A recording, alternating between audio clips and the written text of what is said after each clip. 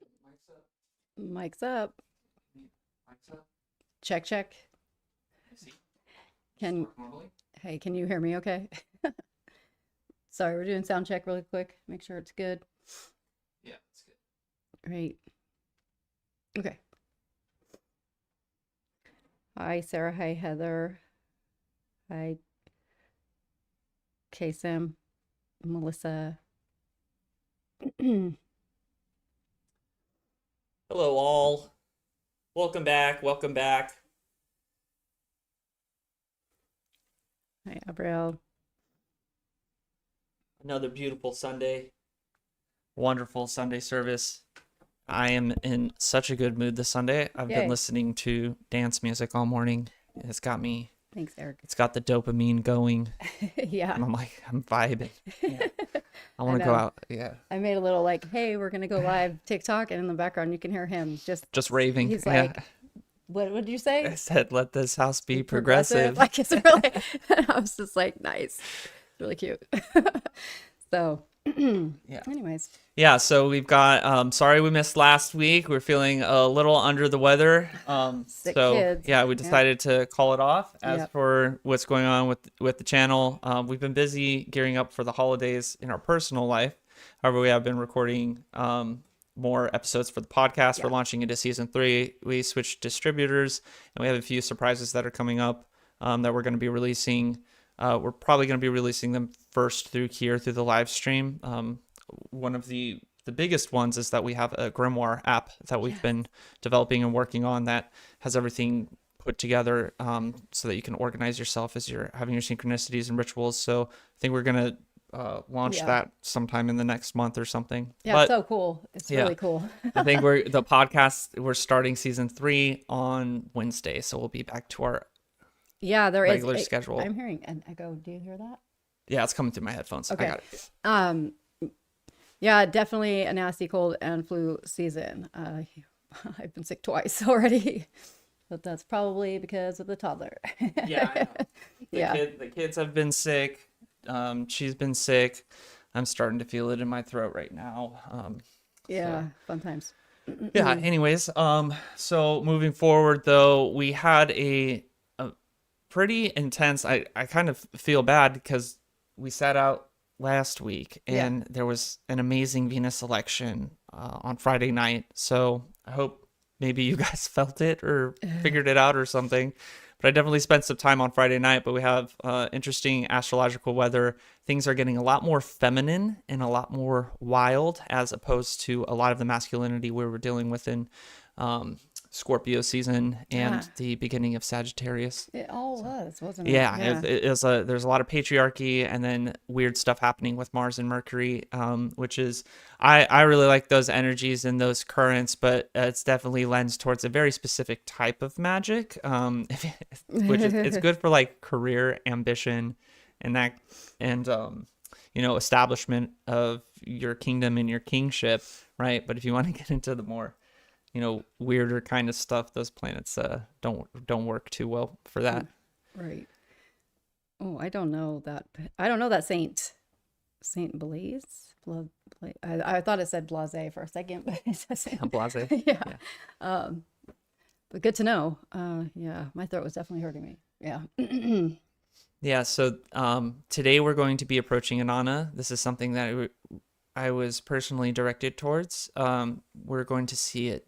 Inanna kind of appearing in the sky, and there's a lot of if you've never approached her before, she's probably the oldest divine feminine that there is on record, or at least a part of the tradition that would be dealing with in occultism. I'm sure you can find in the Vedic traditions a similar kind of entity. Yeah, and she's the reason that we sign our names to things, because she is the person that first signed her name to a writing, and so the signature, the concept of that, comes from her. Yes. So Inanna goes by a few names. There's Ishtar, Inanna, Astarte.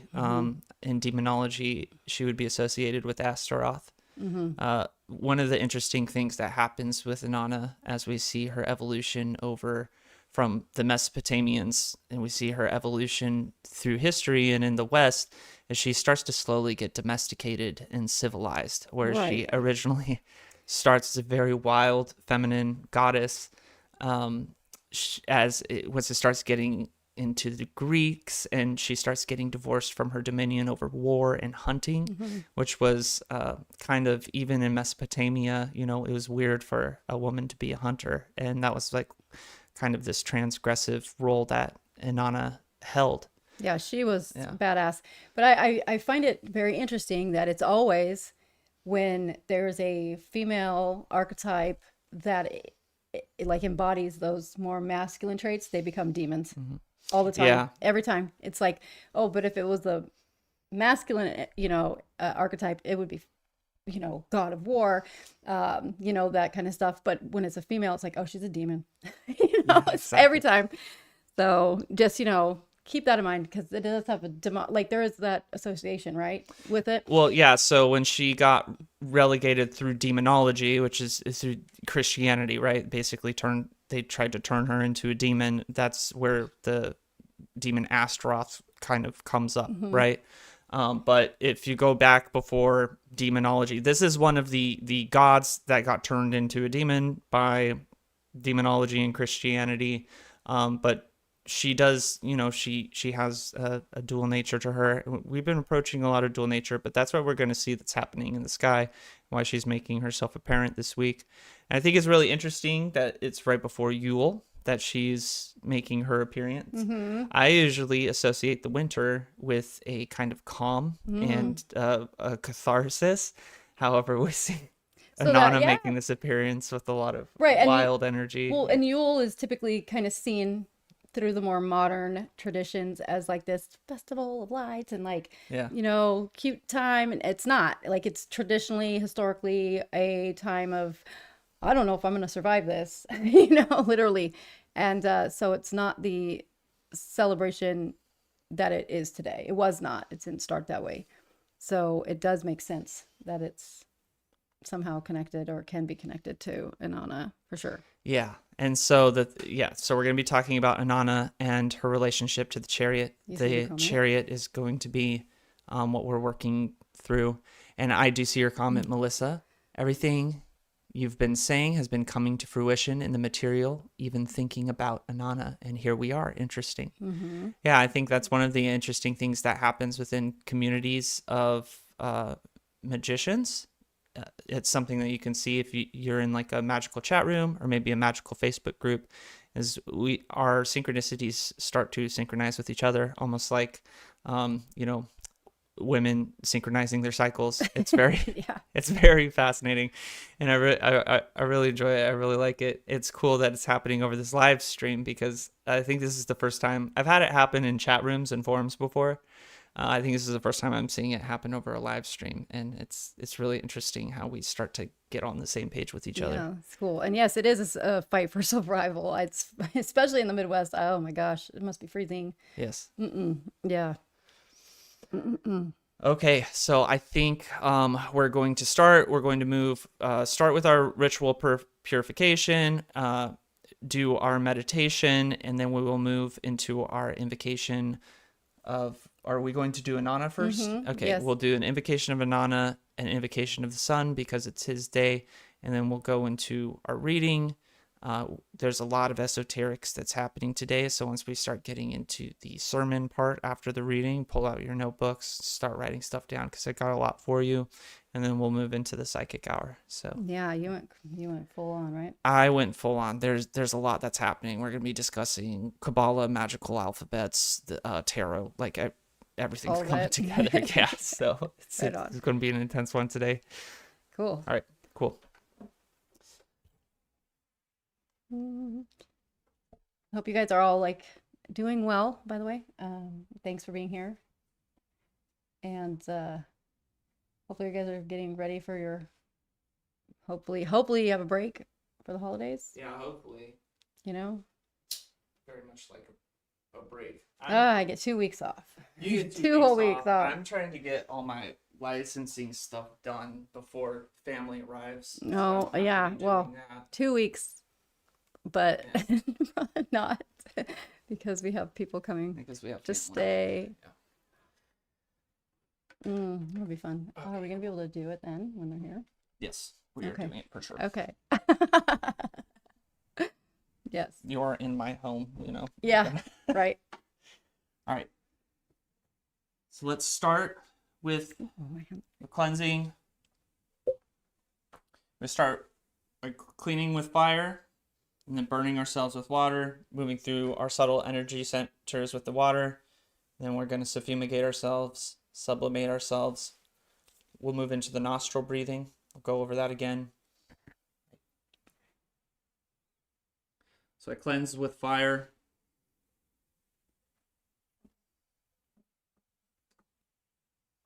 Yes. Oh. Burn with water.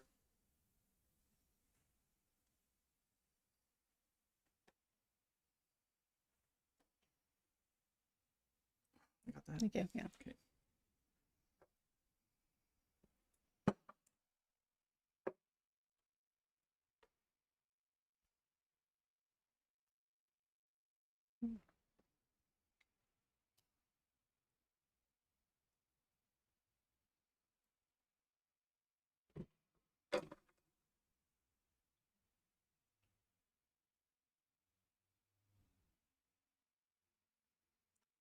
I purify and sublimate my mind, body, spirit, and soul under the authority of the Most On High, under the authority of the Tetragrammaton.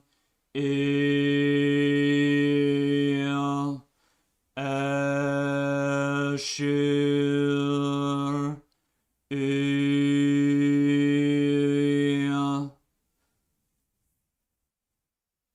I purify, I sublimate your mind, your body, your spirit, your soul, under the authority of the Most On High, Creator of all, Master of the universe. Il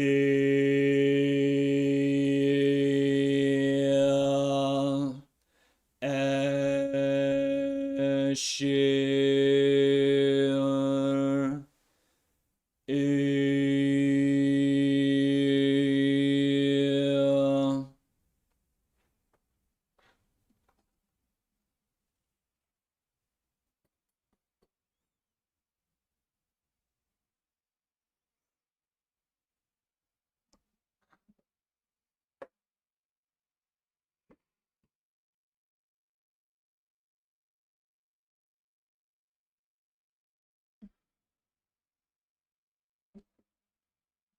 And now we're going to switch out for solar incense. We're using sandalwood over here.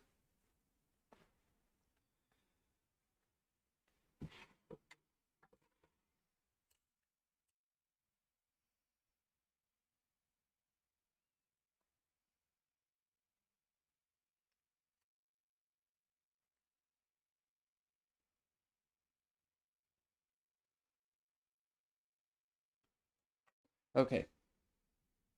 We're going to start with our alternate nostril breathing. If you are a man, you're going to inhale.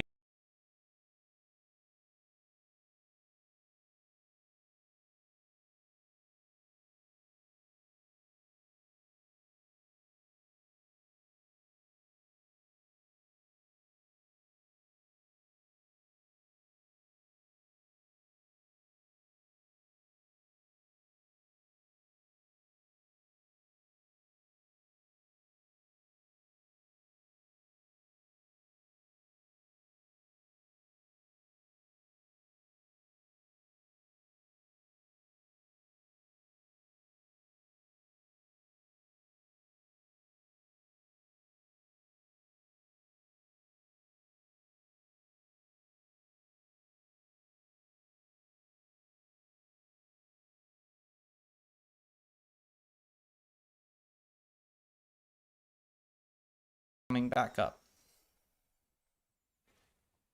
And when you're exhaling, you're going to imagine or visualize a black sludge, a black dross coming out.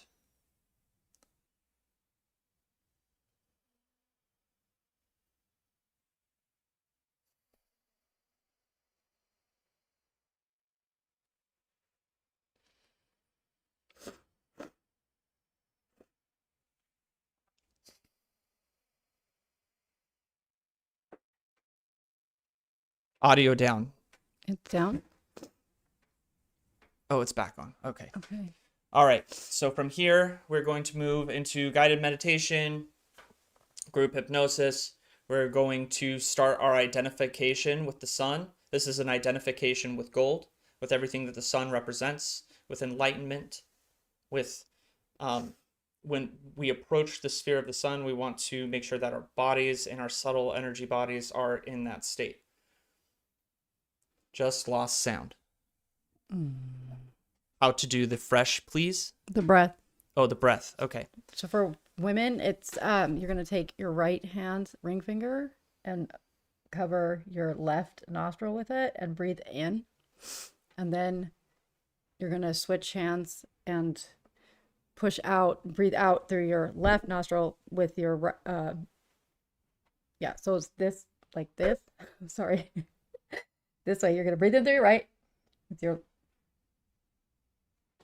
and then you're gonna switch it, breathe out that way. So it's breathing in through the right nostril, but right, breathing in through the right. Yeah. For women, you're going to be breathing in through your right nostril, exhaling through your left nostril. Right. For men, you're going to flip it. No problem. Okay. So from here, we're going to start moving into our guided meditation. Now, the important part of this guided meditation is that you are in a state of acceptance. This works the best when you are able to let go and just let it happen. A light focus, not a focus where you are straining hard.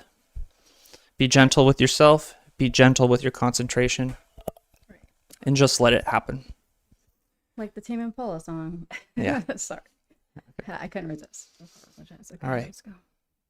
So you're going to take your eyes, and I want you to focus. Find a point on the ceiling so that there is a slight strain in between your two eyes. And you're going to let your vision relax there. You'll allow yourself to blink. You'll allow yourself to focus. Allow your vision to blur. And you're going to begin breathing in through your nose. Breathing deep.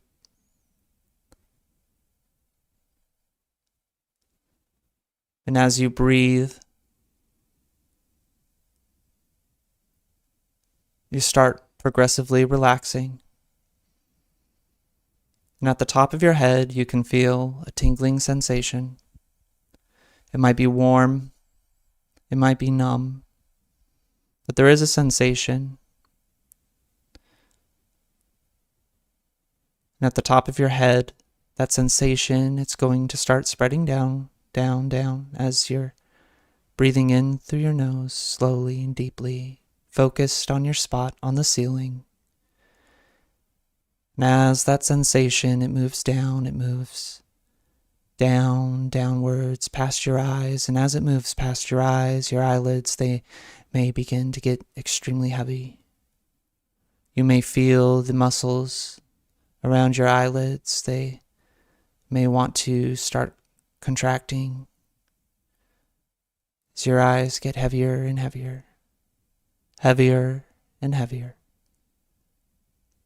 As you breathe deeper, slower, deeper, relaxed. And that sensation, it begins to move down, downwards to your neck, down to your shoulders, into your torso, through your arms, as your eyelids get heavier and heavier. You may want to close them. You can close them. That's totally fine. It's your decision. And that progressive relaxation, it moves down through your torso, down to your waist, into your hips, and through your legs. And as it's moving through your legs, it's approaching the bottom of your feet. And we're going to count down from 5 to 1. And as that relaxation, it overwhelms your body. Once we hit 1, we are going to enter a deep state of trance, a state of hypnosis. 5, relaxed, breathing deeply. 4, safe, secure, and calm. 3, deeper. 2, approaching the threshold. And 1, deep sleep. Deep sleep.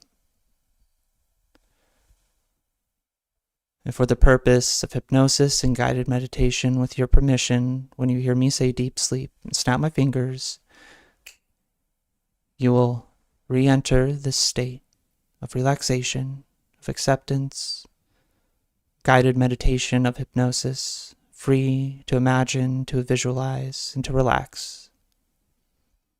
And here in this state, you feel safe, you feel comfortable, you may feel calm. Notice your body, how it's glowing. It feels relaxed. All your tension, all your stress, it starts to dissipate. You feel comfortable in your body. Your thoughts are clean, they're focused, they're organized, they're easy. There's no strain. You may begin to visualize or imagine the sigil of the sun directly above your head. A golden circle with a dot in the center of it. And this sigil is glowing, just glowing with gold. You can open the top of your head and allow that golden glow to start descending through the energy channels in your body, first into your mind. And as that golden glow, it enters into your mind, into your head space, it illuminates everything. It casts away all darkness. Your head feels lighter, your mind feels lighter. It glows as it turns into gold.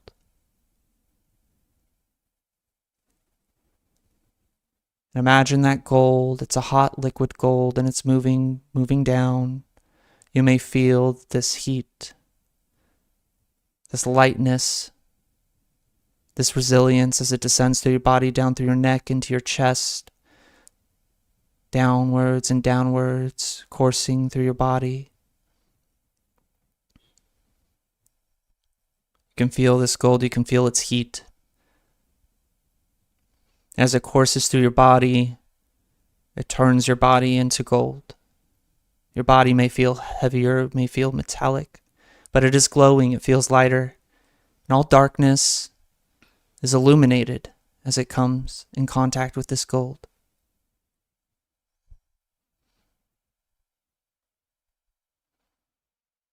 You may pull up those associations you associate with the sun. And you can feel those coming from this liquid gold. Those attributes, those qualities of combustion, of enlightenment, of radiance, of brilliance, of will in perfect harmony. You have become gold. Now hold on to this feeling. Let it embed itself deep in you. As you become like the sun, we're going to begin ascending back up,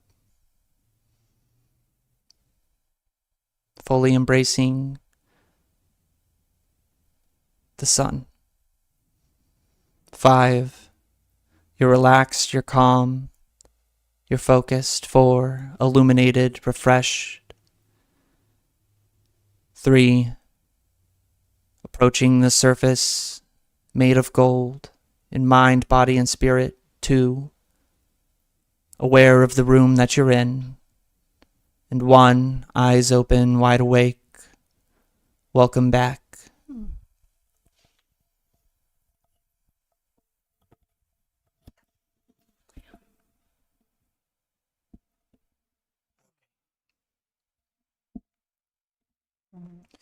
All right, welcome back, everybody. Identified with the sun.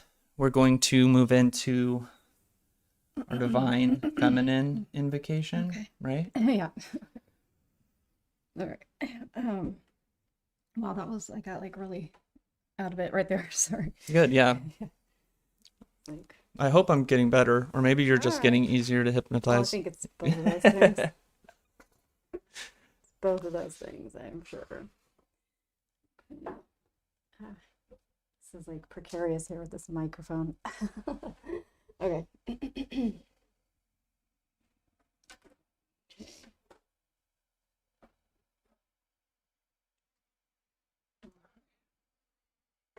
All right.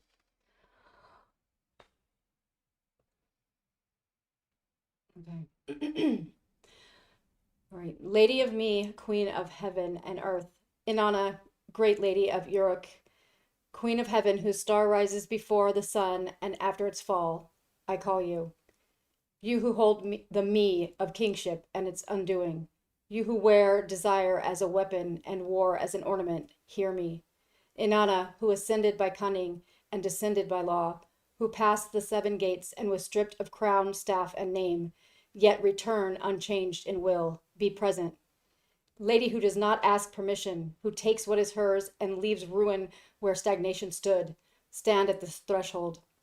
You who bind the chariot's reins, holding opposing forces without yielding to either. You who move forward when the way is narrow and the ground unsteady, guide this work. Inanna, not gentle, not merciful, but precise. Let truth speak plainly. Let power be named without apology. Let what must fall, fall, and let what must move, move. By your star, by your descent, by your return, attend us now. So it is. Mote it be.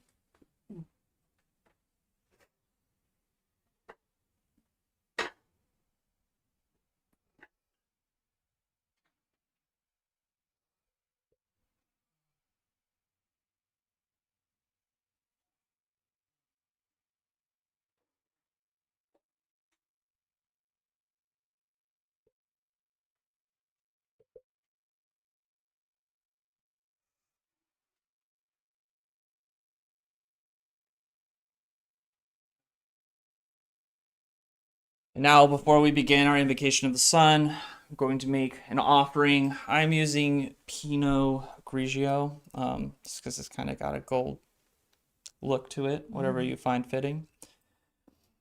I offer this to thee, O soul, to you and your sphere, to you and your spirits.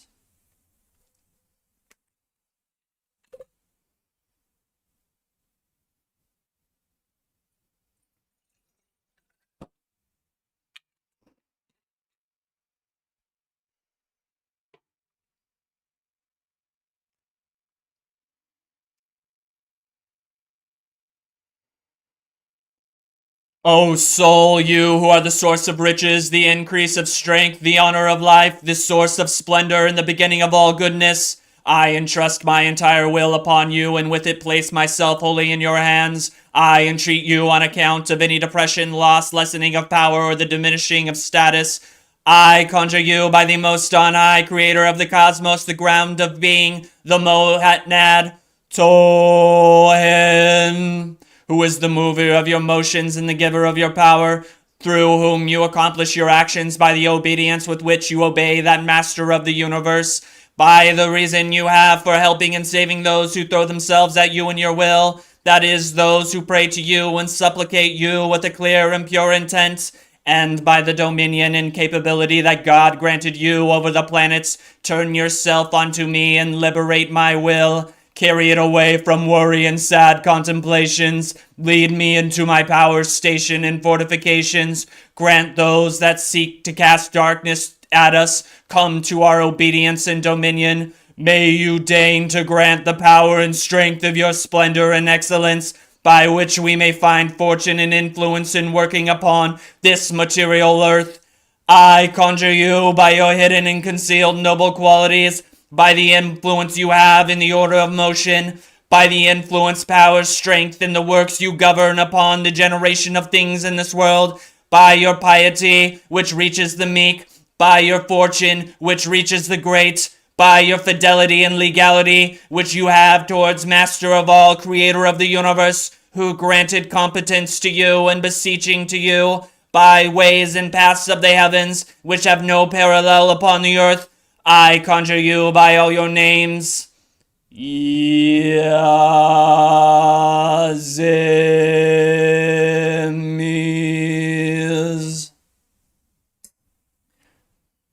So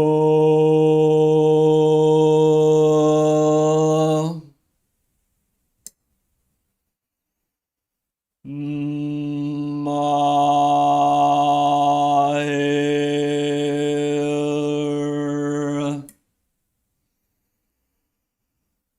Leuz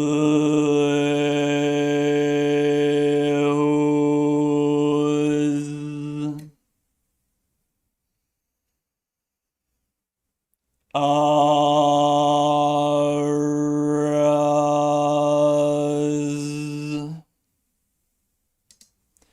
You who are the light of the world, I conjure thee, heed our prayers, understand our requests, those in our hearts and those in our minds. Pay attention to our words and descend into us with great effect. All those with a pure and untarnished will towards you shall have complete identification. O you great luminary. O soul, great luminary, we ask that you guide this service tonight, that you guide us, illuminate our minds, illuminate our spirits, our bodies, and our souls, illuminate our lives. Cast light to all darkness, to all shadow, and combust all those that seek to cross us and cast darkness our way. Thank you, O great soul, for bringing us together today. Thank you for the establishment of this beautiful week, and may we continue to walk identified with you, an example of your powers here in the material plane. Mote it be. So it is.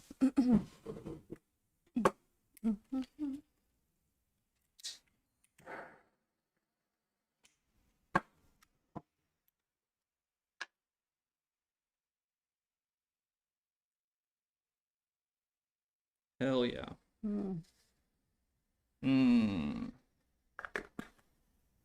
Beautiful. Okay, that's what I did. All right. Yeah. I love that. All right, guys.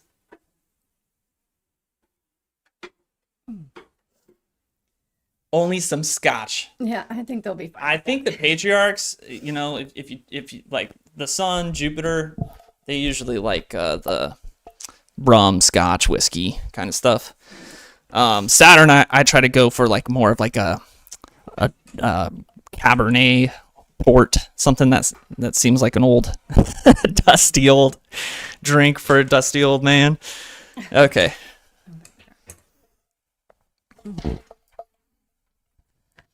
All right, let's get to the astrological forecast.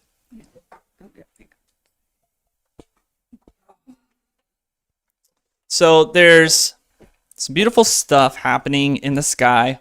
There is a lot of conflict. This is what's happening this week. Let me move this really quick. So the patriarchs are in conflict with most of the action. We're talking about Jupiter and Saturn. They are in square with either Mars, Luna, the sun. So this week, I would be avoiding anything that has anything to do with Jupiter or Saturn. This is going to be high conflict situations. However, there is something really interesting that's going on right here. It started a few days ago, and it's going to be continuing on for the rest of the week. And there is a conjunction. The sun is in conjunction with Venus, but it's also in conjunction with Mars, and this is happening in Sagittarius, right? So we're going to see today that Luna is up here in Libra, but Luna moves pretty fast. She moves around 11 to 13 degrees every single day, and so on Friday, she's going to be entering into this conjunction, right? So when Luna and the sun are in conjunction. That is what is known as a new moon. The moon turns black. So there's something really interesting that's happening here. Venus and Mars are not conjunct with each other. They're very close with each other, but they are conjoined by the sun being in the middle of both of them, right? So if the sun is the self-will, or the ego, the conscious will, the conscious mind, and that is what is binding this kind of dual nature of Venus and Mars. Now, when I think of Venus and Mars, I think of Inanna. I think of Ishtar, Astarte, right? So what happened? This goddess of love, sex, but also of war and of hunting. This got divorced later down the line into two separate entities. You have Venus in charge of harmony and Mars in charge of war. But to me, when I think of them combined, I think of Inanna, or this kind of wild, monstrous, titanic androgen that is this primordial kind of feminine energy. And we're going to see, along with that, as the moon conjoins on Friday, which is Venus's hour, which would be, or Venus's day, which would also be Inanna's day, right? The moon is going to enter that conjunction with the sun. So the masculine and the feminine are getting married into an androgen on Friday. And specifically, this energy that we're looking at is Inanna Ishtar energy. So my election this week is going to be a great week for power spells. It's going to be a great week for sex spells, romance, love. If you're leaning into Mars and Venus, when these two come together, this is a very passionate kind of lovers scenario. They are lovers. My favorite time to do sex spells or sex, love, romance spells is when Mars and Venus come together, right? So this would be great there, but we also see in the kind of like higher feminine, the higher divine feminine, the virginal moon, virginal divine feminine, and the pure, untainted true will and soul. Those are coming together as well in that same space. So this is, I'm basically taking this as,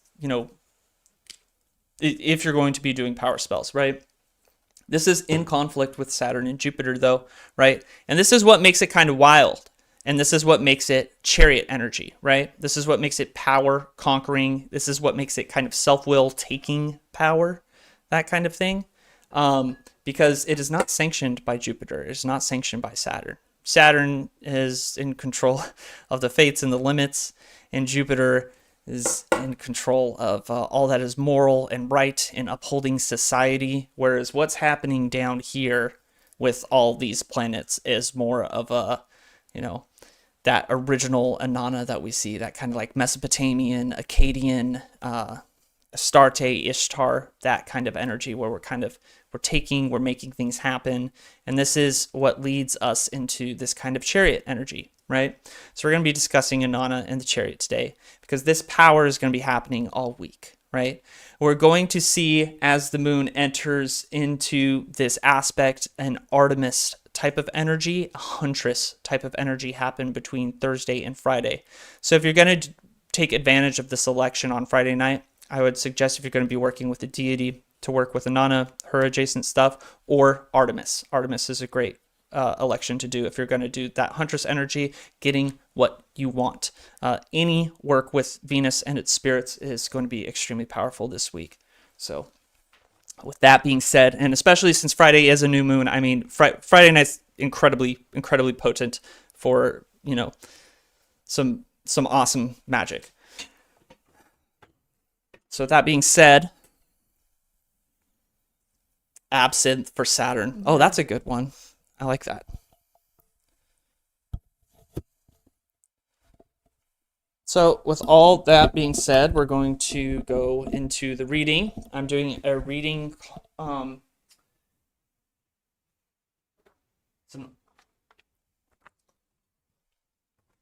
It's called the Exaltation of Inanna.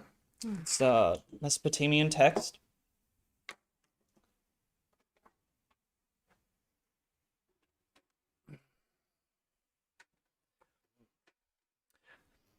Lady of all the divine powers, resplendent light, Righteous woman clothed in radiance, beloved of An and Uruk, mistress of heaven with the great pectoral jewels, who loves the good headdress befitting the office of En priestess, who has seized all 7 of its divine powers. My lady, you are the guardian of the great divine powers. You have taken up the divine powers. You have hung the divine powers from your hand. You have gathered up the divine powers. You have clasped the divine powers to your breasts. Like a dragon, you have deposited venom on the foreign lands. When, like Iker, you roar at the earth, no vegetation can stand up to you.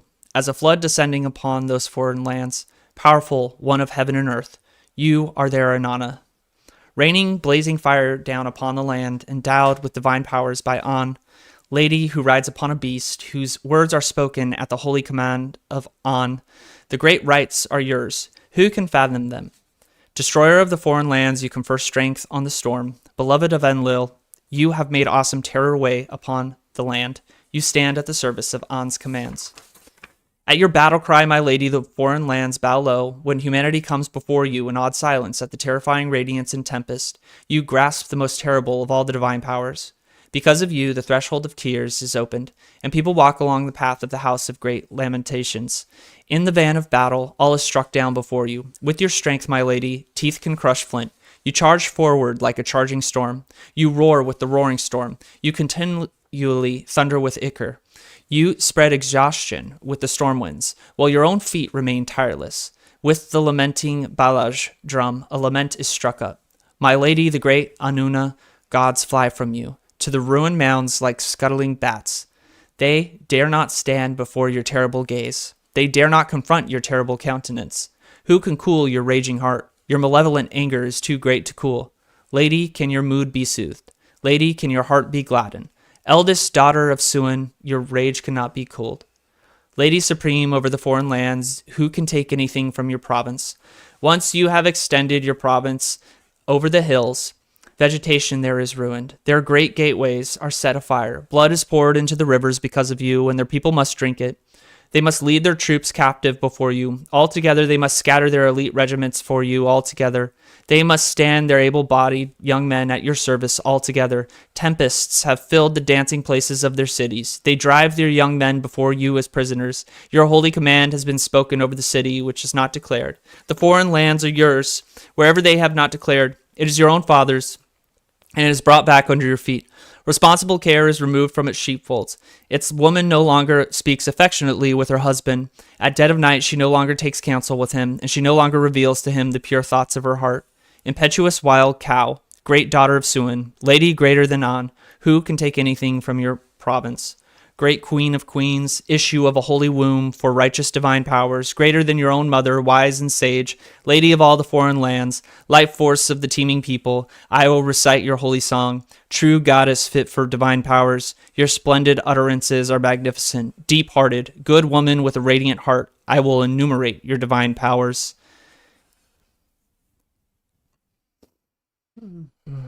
I carried the ritual basket, intoned the song of joy, but funeral offerings were brought, as if I had never lived there. I approached the light, but the light was scorching hot to me. I approached the shade, but I was covered with a storm. My honeyed mouth became venomous. My ability to soothe moods has vanished.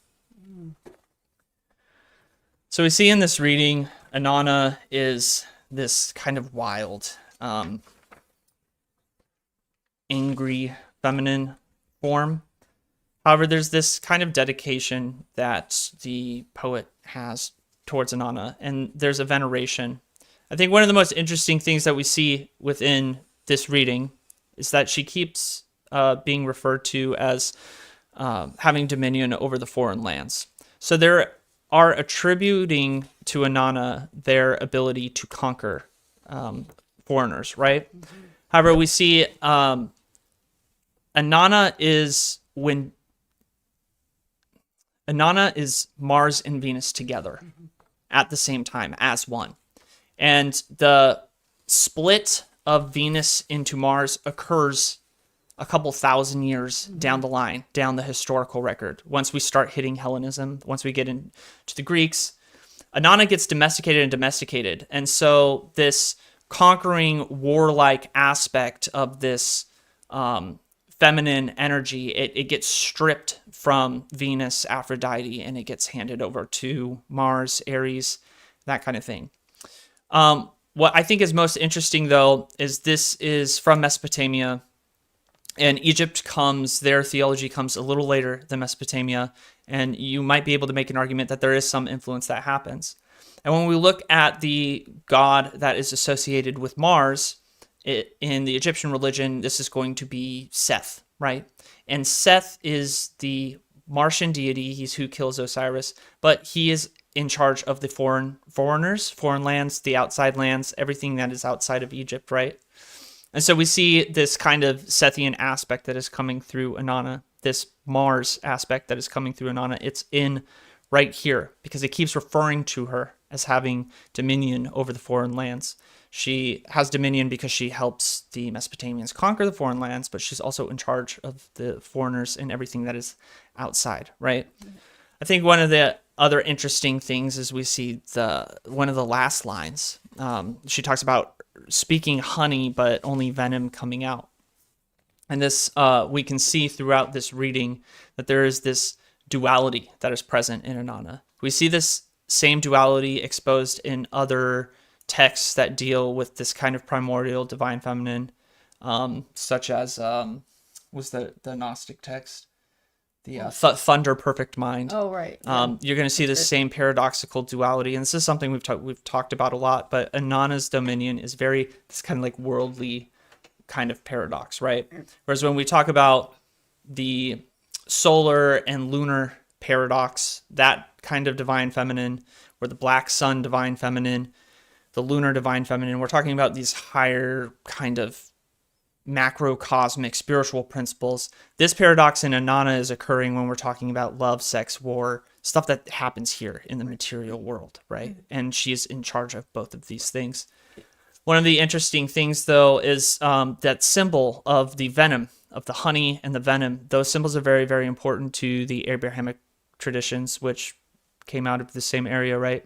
And this speaks a little bit on the snake and the association with the snake, the associated with medicine and with poison, right? Honey is gold, it's solar, and it's considered a medicine during this time. But if we're looking at the venom is associated with the snake. The snake is a symbol of healing, but it's also, dangerous, right? Transformation, right? Yes. Yeah. So we see within this symbol this paradox that's being highlighted in Inanna. So with that being said, I think it's pointing towards a tarot card that we might all be familiar with, or if not, it's totally fine. We're going to explore a little bit of the mysteries. I think in this, Inanna is associated with chariots, right? And when you think about like what exactly a chariot is what grants you license to, the development of the chariot is whoever had chariots was going to win, right? That was the Assyrians' big development. The reason they were able to conquer everybody was because they had chariots. And then Egypt got chariots, and they were able to control their empire because they had chariots, right? And what exactly is the chariot? Well, the chariot is this wild ride that you're on, but it's a controlled wild ride. You have your two horses that are going into battle, and you are able to dominate because you're getting into this death trap. It's like raging off, right? So whoever had the most chariots, whoever was able to tame this wildness, was able to conquer their neighbors and establish their empire. And this is kind of the association with Inanna and her warlike tendencies. This being said, we are going to drop into some heavy stuff about the chariot. Some heavy esotericism. Okay. Right.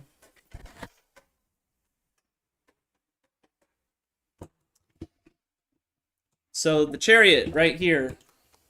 See that? Yeah. Okay, cool. We got a few symbols on here. Don't worry. I will read it to you if you cannot see it. However, we're first going to start with the chariot. The chariot is associated in the tarot with Cancer, right? Cancer is a water sign. And you're going to see on this tarot card that I have up here, this tarot card, the chariot is in this ocean. It's in this wave, right? And so this water, this chaotic water, this is the Inanna water, right? Because Inanna is a feminine principle. The feminine is water. But Inanna is this kind of like wild, wrathful, rageful, feminine that dominates everything that it comes into contact with. It's very much like the ocean, right? So the Chariot's association with Cancer is, as a water symbol, we're talking, as a water sign, we're talking about its association with the chaotic, tumultuous waters. So the Chariot in the tarot is 7, but ordinally it's 8, right? In its order, because the Fool is 0. Yeah. Right? And so there is the Hebrew letter that is associated with it is going to be chet. So that's that kind of rough guttural sound you hear in Semitic languages, the like that. So right here we have, this is the chet in the Asherite script, which is the sacred script of the Hebrews. This is the het in Arabic right here. Its value is 8. Its value is 8. Over here, I have a sigil for use this week. This is the het of the sphere of Venus. So this is the symbol that you're going to want to use if you are going to be approaching Inanna or these spells utilizing her powers. And this het is associated with the right hand. You can place it on your right hand in visualization, in meditation, if you are trying to heal it or you're trying to channel its powers through your right hand. It is the right hand of the soul, so we're talking about a subtle light body. We're not talking about the physical hand, right? So this sigil right here is very important, and I think that it's very interesting that this sigil, it has 2 triangles, one facing upwards, one facing downwards. So if you look at the earlier Venus sigils, they are, instead of having the circle, they had the triangle right here, the triangle that was pointing upwards, right? And so if we remove that bottom, we have the original sigil of Venus right there. But if we add that, now we have the het that is from the talismanic alphabets, the het that is associated with Venus and her sphere, these kind of wild, chaotic. And you see the as above, so below. And we see in the sigil of Cancer, we see another dual symbol, right? So we're seeing duality everywhere. Seeing the good, evil, the honey, the venom, that kind of thing. So if we're looking at this, the het in the pictograph of the Asherite script, it is made up of a zayin and a vav. So these are 2 kind of pulls. And so right here, we're seeing in this letter specifically that is associated with the Chariot, we're associating with the Inanna, we're seeing this dual principle happening again. This is for the Kabbalists' claim that this side is for reproduction and this side is for excrement, basically, if you're talking about, what goes on in the body.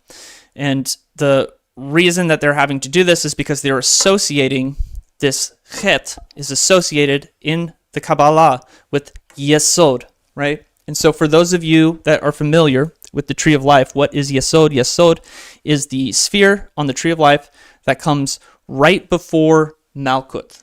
It's associated with the moon. It's associated with Luna, right? There is a duality within it with the Yesod. The Yesod is the chet, which is the Chariot, which, as we see and hear, more duality. We're talking about good and evil. And if we look at how Yesod is spelled, it is spelled with a Yud, which is a Y. This is the holy spark. The Y is the holy spark of God. It is 10, right? We have the Samek, hisses like a snake, and you can see that it is closed, just like the womb right there. So we're seeing the snake associated with the womb. This right here, in this position, it is going to be a wa sound or the o sound. Usually this is a vav or a v sound, but in this position it's going to be the o sound to spell Yesod.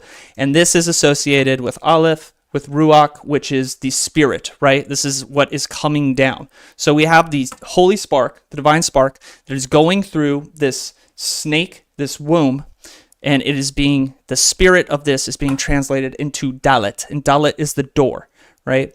The secret to Dalit is that the door is the feminine gateway, the feminine portal through which we all come through when we come into this material manifestation. So the chariot right here is representing this process. This process is something comes down from the divine and is getting infused with that snake, the knowledge of good and evil, the duality, granted that spirit, and just coming through the feminine portal. This is related to what is happening with this approach to Inanna, right?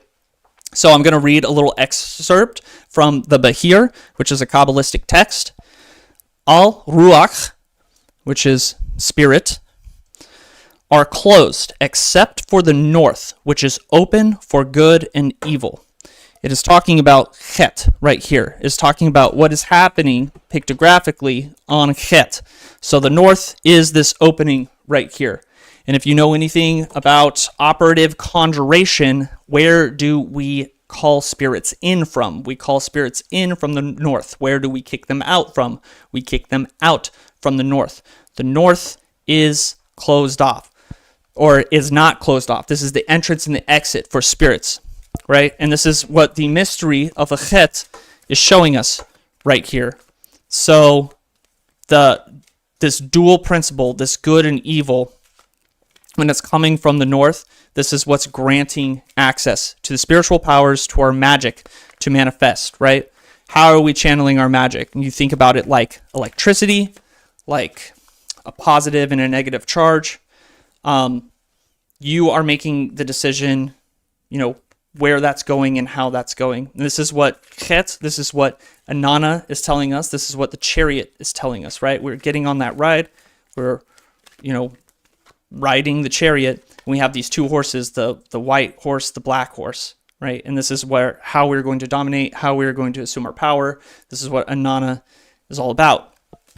I'm going to say there is a Genesis verse that is associated with the Chet, which is the 8. And this verse from Genesis is, "And he called the firmament heaven." Interesting. Very, very interesting. Because if we understand how the Egyptian feminine works, the firmament is the feminine, right? The womb is the firmament.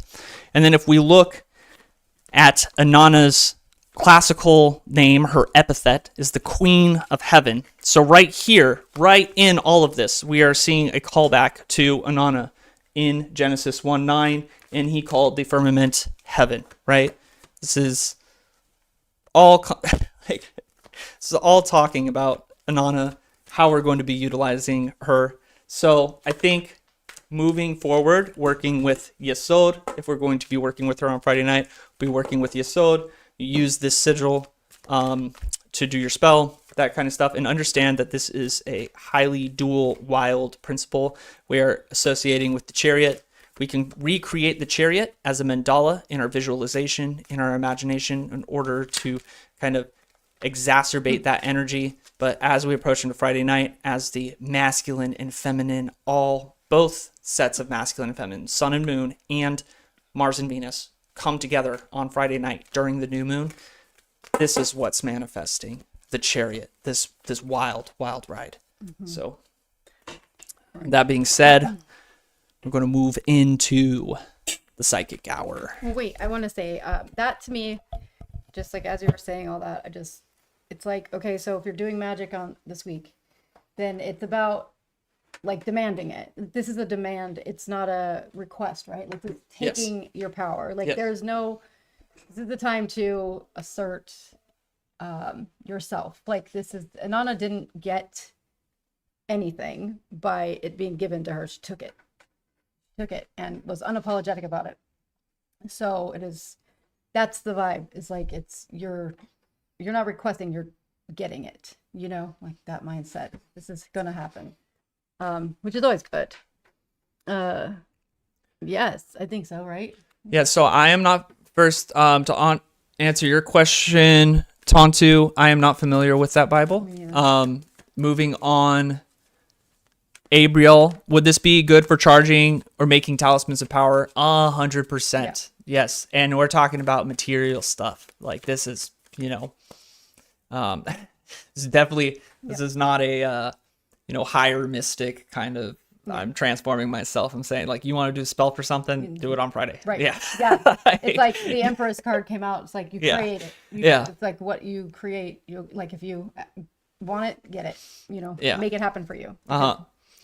That's how we do. This is kind of like the opposite of the patriarchy, right? Where we don't get given the things because we beg for them or we plead for them or we try to prove our worth. We just get them. We take them by force, right? Yeah. So with working with the patriarchal energies, a lot of it is a kind of archetypal assumption. It's like, okay, you want the thing, we'll take the responsibility for the thing. You need to cultivate the virtue. You need to cultivate the kind of stuff. When we have Mars and Venus working together like this, and especially under the sun, we're talking about, I like to think of Mars and Venus as, I call them the worldly masculine and worldly feminine. That's not something that actually exists. That's just how I visualize it. When I'm looking for something material, I go to those two, right? And especially powering it with the sun and the moon coming into harmony with each other, because the sun and the moon, that's your emotional state and your conscious awareness, your ego coming into harmony. So if you can channel Venus and Mars coming together through that conjunction of the sun and the moon, like, this is material manifestation, right? Sarah, like, okay, so what you just said, okay, your comment is, did a reading for myself today, which first told me to change plans, then said to stop trying to visualize outcomes and be open to miracles happening. Okay, so this whole energy, it's so crazy. Here you go. I'm going to tell you that you're right, because this whole Inanna's energy is all about continuing forward when the path is unknown. Like when you don't know what's going to happen, you have to keep going, or you don't get what you want. So you have, that's what it's about. It's like you can't see the future. You're going to just keep going. You're going to act as if, right? It's like the fake it till you make it vibe. Act as if you want it, go for it. Outcome is not guaranteed, right? It never is. But that's the whole beauty of it, is like to persevere even though it's like uncertain, right? So yeah, just go for it. Don't keep trying to see what's going to happen, because in those instances, when we try so hard to visualize the outcome, sometimes it can actually mess up the outcome for us, right? Yes. Yeah. Sometimes we don't know what's in our best interest until we know. Yeah. Let go and let it happen. That's usually how I approach magic. So with Heather, well, then I need to take a job and with the job, 100%, you need to walk in, dominate, and take it. That's your job. When it comes to when you're working with love, relationships, and romance with this particular type of energy, I like to use it for charisma, for attraction. It might help you get more dates, or it might help you be more attractive to somebody that might not be attracted to you in the first place. However, focusing on this aspect for something like a solid relationship, we're talking about inner alchemy there. We're not really talking about magic, right? So one of the things I like to work with Mars and Venus when, like, let's say if I'm in a relationship, I work with Mars and Venus in order to inject passion and romance into the relationship. If I'm not in a relationship and I'm dating, I like to use them for sexual and magnetic charisma. But that is not going to translate to attracting the right partner. And attracting the right partner is an inner journey, right? Yeah, like you need to heal your relationship. With me, I had to heal my relationship with women, and I did that through Luna and Venus. I worked with the goddesses in order to heal my relationship with women, so I could attract the right woman. That's very much not within the realm of this sexual romantic kind of passion that happens between Mars and Venus. All right. And Sarah, okay, so you're right. There's oftentimes that the people doing all the hard work get no benefit from it, right? Lived that for many decades. Like that was my reality. What changed? And we were just talking about this the other day, how we changed up our career situations, right?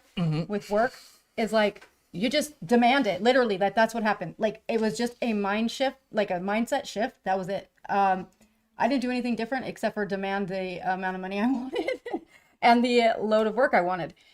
And suddenly it happened. And same with you, right, Abammon? Like that's what you did as well. So it's not about working harder at all. It's actually not. In fact, I work less now than I've ever done, and I get paid more than I've ever been paid. Like it's about knowing what and demanding it and not accepting less than you deserve. And with a family, you're trying to start a family. I hear that. I understand that. We have a family. We, and it can be tough, but it's not something that should prevent you from being able to still do the things you want to do, right? At all. So don't even let that enter your mind, right? Yeah, you find a way. That's what I always say. That people say that, oh, I'm not ready, or I need more money before I can start a family and that kind of stuff. It's like the way I like to think about it is people were having children and raising families during the Bronze Age collapse. I think that you'll be able to figure it out. I think everybody finds a way. Everybody finds a way. I was not financially in a place to start a family. My life was not ideally where it should be, right? But I figured it out. It happened. I accepted it. It's like, I'm a parent now, and I got this little person, and a little person. everything just kind of works itself out. She's a lot of little person. Is what she is. Great. And take the power to find someone precious to me. Oh, what does it say? Talking about finding Hannah, but that all made Heather. sense. Yeah, okay. Yeah. Well, I was talking about Sarah. Wait, what were you saying? I was talking about using the Mars Venus. Mm-hmm. So in those kind of situations, you want to be leaning into kind of Mercury, and the sun. Right. Yeah. That's going to happen. It's going to, resolve itself. It will. It will, because I really feel that there's the energy on the other side is trying to make that happen. So really hard. So it will happen. It's going to happen. So just be patient. Again, it's that whole thing with timing. It needs to happen, and it's the way it's going to happen so that you get the information you need, right? Anything rushed in this case is going to be not good, right? I don't know. It's just not. But the things will present themselves as needed. I mean, look, it's already happening, right? You know that it's happening. People are doing what they're doing, and you're getting information you didn't have before. So just keep the faith. Just know it's going to happen. Know it. Don't question it. Know it. It'll happen.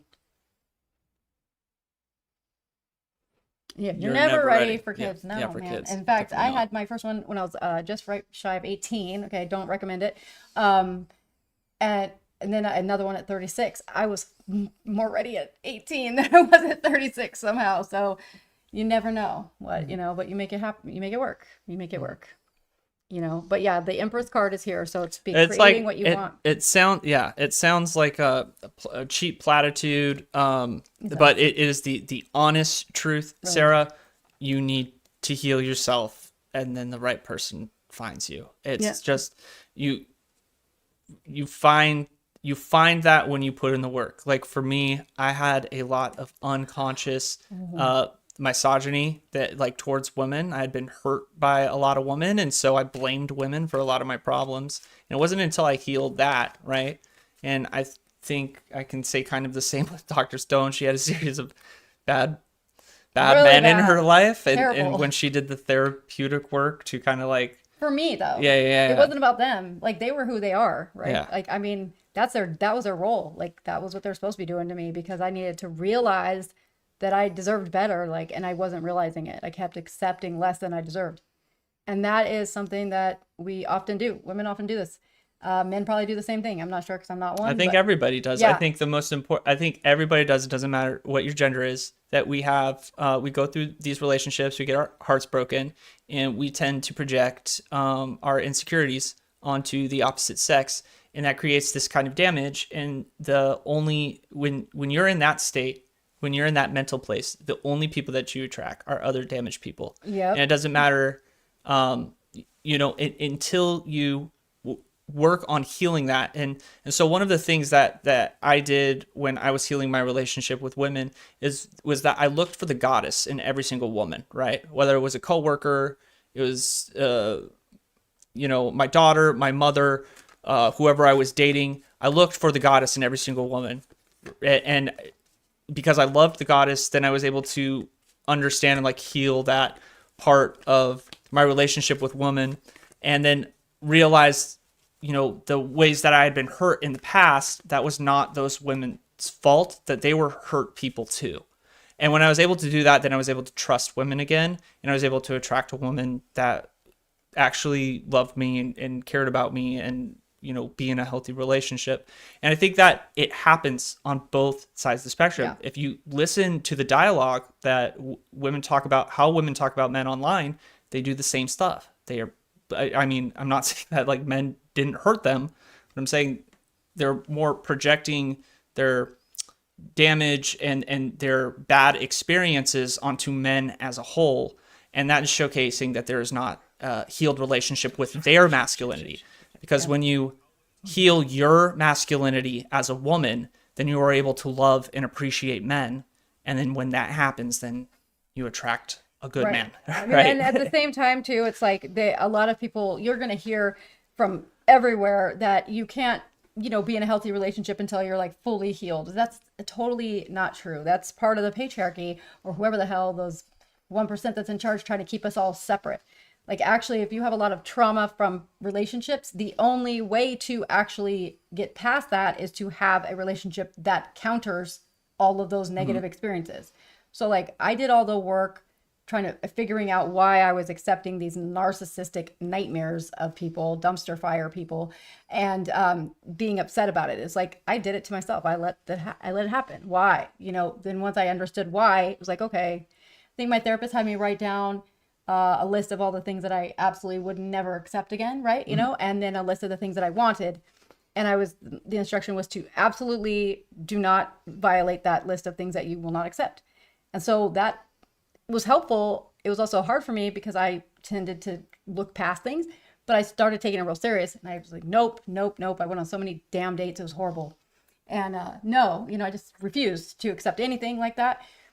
And then, but then my list of what I wanted, even down to a physical description, ended up happening as soon as I showed like the universe that I was not gonna settle for less.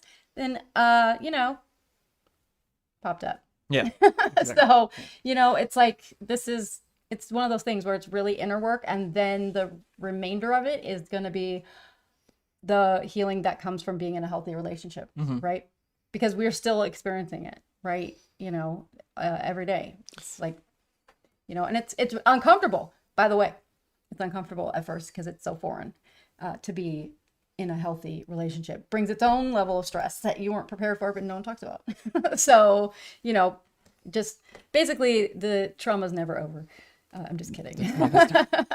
No, in some way, shape, or form, there's always some anxiety to mess up your day, but you just got to work through it and keep going, like Inanna energy. Yeah. Keep going. Energy. Yeah, so that's what Sarah says. She says, I do know that Inanna is super great for this type of thing. I resonate with her strongly and in a very embodied way. In my situation, I am a lesbian, and I have a platonic long-term friend partner who is an asexual, aromantic man, but he keeps wanting to wait.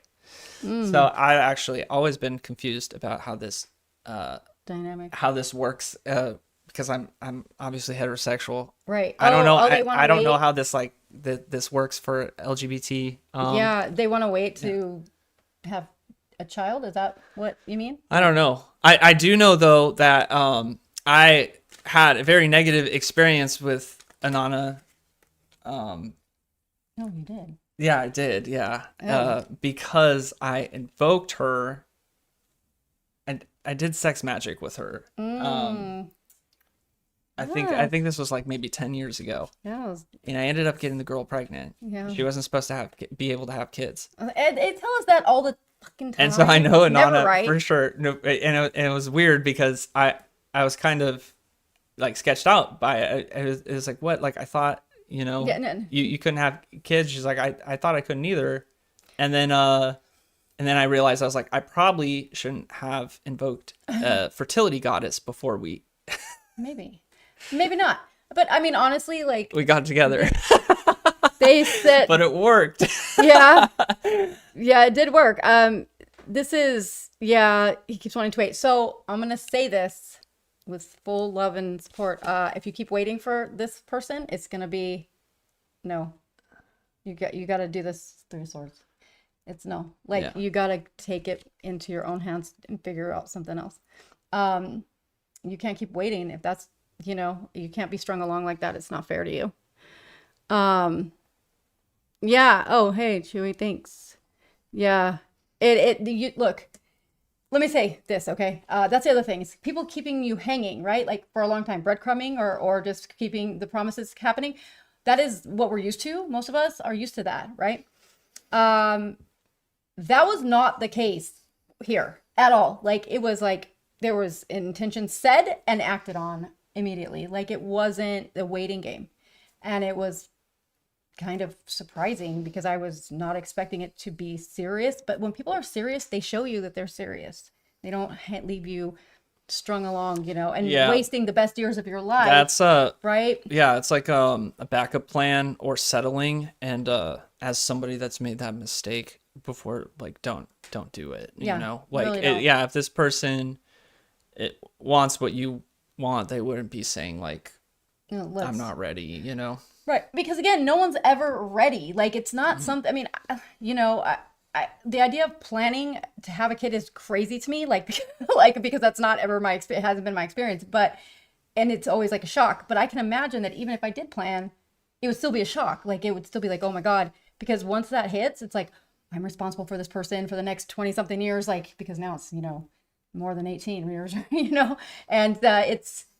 and it's like, oh, and all of the responsibility starts to hit you in real life, and you start to think, and it stresses you out. That's normal. And anybody that really wants a kid would know that, right? I think they would know that, and it wouldn't just be kind of breadcrumbing about it. And indecisiveness is not necessarily a trait that's something that maybe you not want to have for your offspring, right? Like somebody that is decisive, takes action, is a more desirable trait than somebody that's just, I don't know, kind of stuck, right? So just think about this. Like, think about it. It sounds like it's causing you stress and grief. Like, then that's probably not for you. You know, you deserve better than that. Yes, it's stressful. You're legally responsible. I can't keep a plant alive. Okay. Uh-huh. Somehow I have a daughter that's full on adult, 29 years old, and she's highly successful and doing great things in her life. And I don't know how I did it, like, honestly. But we do it, right? And that's what it is. So, yeah. Yeah. If God didn't Yeah. put a certain relationship in your path, then it wasn't the right one yet. That's right. A You hundred can't percent. mess up what is for you. Like if it's for you, it's Yeah. gonna be for you. It's not gonna be something that you can mess up. This goes for jobs that you may have not gotten that you wanted. It goes for So anything. we want to talk about, okay, so since we've got this great election coming up for this, Sarah, let's talk a little bit about how we like to do love instead of targeting a person and then Yeah. having it like Yeah. blow No. up in your face. Always. So Dr. Stone did a designer, she conjured me. I did. She I can show conjured me you. into I existence. legit have the And list. so I liked the way that she did it, and I've actually recommended that love spell to Oh, people you before have? too. And then the way that I normally approach it is I'll create a talisman that magnetizes a relationship that I'm looking for, right? So usually when I'm on the market, I'm not thinking about if I'm thinking about like I'm looking for a woman to have a long-term relationship with, that's when I get in the relationship with the wrong woman. When I'm thinking about I'm just out here having fun and I'm meeting new people, that's when I usually find somebody that I really click with. Dr. Stone, she did a love spell. Instead of targeting a certain person, she wrote down. You want to explain it? Yeah. Yeah. I mean, I sat and I thought real hard on all of the relationships I've been in previously and what I absolutely refused to ever put up with again, right? And I didn't write any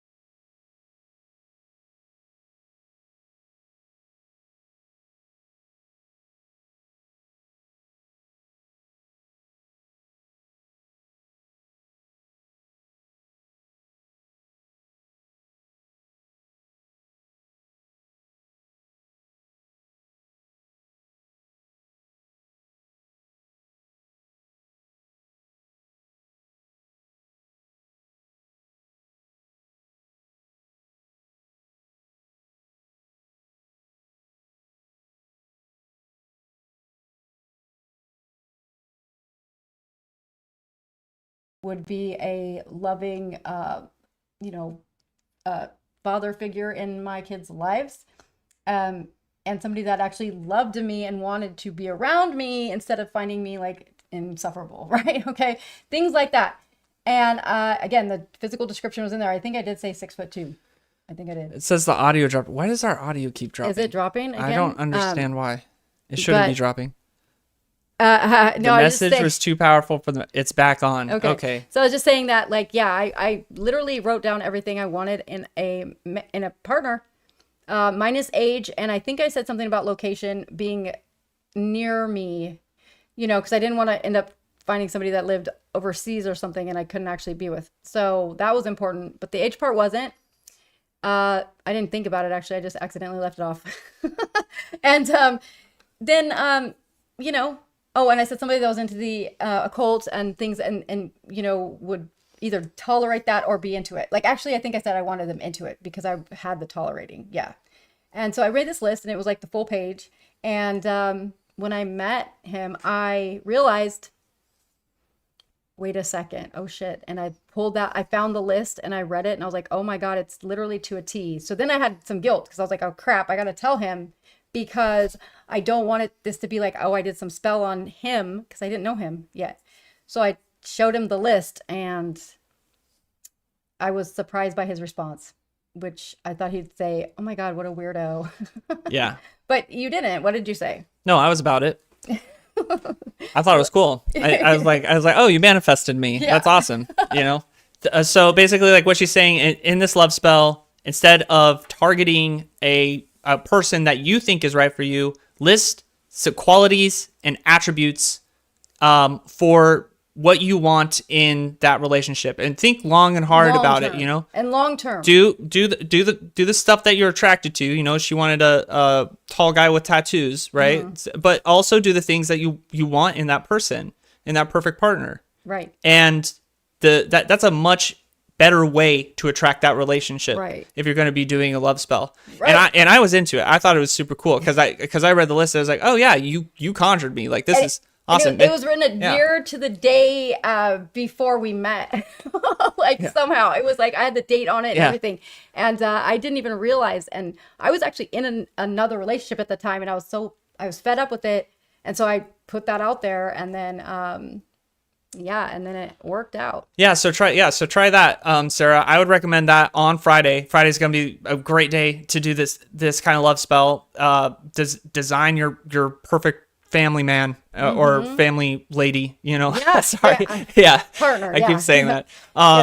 Design your perfect partner. Do a love spell for it. Bring it before Inanna or and see and watch the magic work. Include the things that are actually really important, like your political views are important. Like, those are like the things that can cause a problem or a rift later on. You know, you can easily ignore those in the beginning phases because you're still in the honeymoon phase. But once that is gone, you need to still like the person and have the same type of values as that person. You know, it's important. So they say opposites attract, but science says otherwise. Science says the people that are more like you are going to be much better partners for you. And I found that to be true because we are very much alike in almost every way. It's kind of weird. So, but it's also good. It works against us sometimes. But yeah, because we're both We're both stubborn. But, you know, but other than that, you know, and then and then the other thing too is when you do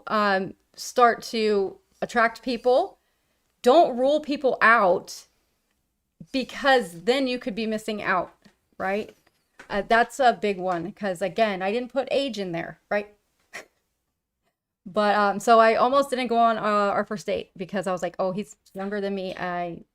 This won't go anywhere. But we're married, so you know it did, and it is, and it's great. So just, you know, don't always assume that you do know what's best for you, because sometimes we think we do and we don't. You know, and your track record could help you remember that, you know, depending on what kind of relationships you've had in the past. For me, it definitely was a reminder that I clearly have no idea what I'm doing, right? You know, and I needed to switch things up. So it was like, so you did, what was it, like 25 years of love spells backfiring before you finally figured out the perfect formula? Yeah, I did. Yeah. Yeah. Oh, and bad. I'm talking bad backfiring.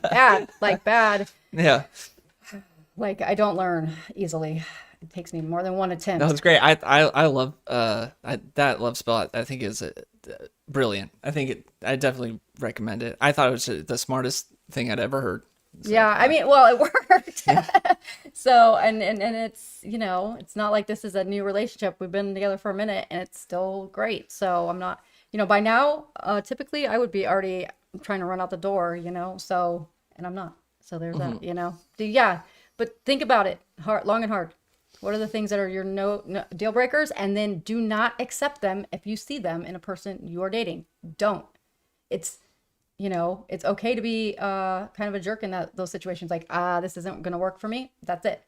And then remember the other thing too. And this is what my therapist told me. And I think it's like the best advice I ever got about finding someone to be a partner with. Okay. Is that remember that when you first start dating, the person you're dating is on their best behavior at that moment in time. Okay. So what you see right then and there is the polished version of themselves. So if that polished version is subpar or has problems already, then it's not for you, right? Because it's only going to be this or worse later down the road. I'm sorry, it's true. I think I showed up to our first date in ripped jeans and a jean vest, like a Canadian tuxedo. You kind of did. Yeah. No, So it was only uphill from there. I set the bar low. I was like, he's only... I thought, I was like, oh, wow, he's so cute. Tall. Wow, I didn't know you were that tall. I looked like a metalhead from a 1980s movie, Yeah. And I'm like all fancy and like how I always dress. But, and it works. And we're still like that. Yeah. Yeah. It's what matters is that like all the things I wanted, that he cares about his family, cares about his friends, a loyal friend. That's what I put too. It's like, you want someone that's going to be a good person, not just to you, but to everyone around them, and like helping people, being of service was one of the things I put, the things that matter, so you got to really, and so it's harder than it sounds. You've got to take personal inventory of the things that you find important. And sometimes that's easier said than done, right? It really is. So take time with it. Don't rush it. Yeah, doing that as kind of a journaling exercise. If you're going to be doing that this week on Friday, doing it as a journaling exercise leading up to it is going to, power that spell. That's the intent that you do. Yeah. It's a kind of inner alchemy that you'd be performing if you're journaling, trying to take an inventory of what you want in a partner and understanding it. But it'll work out for you if you do that. You put in the effort for anything, it'll work out. You practice magic. You do the impossible. So. Yeah. I like Chewy's coming. I also would be honored to be manifested. But I'm also into the occult. So yeah, that's why I was worried. Yeah, like, exactly. Oh, shit, if he finds out. Well, okay, yeah. So I think if it was different, it was like I put a spell jar under your porch or something like that. Then yeah, I'd be like, this is weird, But I feel like I had to disclose it because. But then, yeah, it threw my head through a loop because I was like, was I like literally born because she was gonna perform this spell on me? like my entire life experience was so that she could like manifest. Let me think. At 14 was I doing those? Yes, I was. I was doing love spells at 14, and that is. But it wasn't like that. It was targeted. Yeah. So no, I didn't do that. It's all good. So yeah, I think. Does anybody have any just questions about anything for tarot? If not, the Empress is the card I got for the collective, meaning you create your own, situation. Yeah. So the Empress is that worldly feminine that I keep talking about. That worldly feminine goddesshood, right? That goddess, the divine feminine that is in charge of the material stuff. That's who the Empress is for sure. Yeah, so. That's important. That part, Sarah, that is, let me say something, like this is really serious. Like I, in the past, always dated people that I didn't care about their religious kind of upbringing or like what they were into. I didn't care. I just cared that they left me alone with my stuff, right? Now that I have somebody that shares the same spiritual views as myself, I cannot tell you what a world of difference that makes.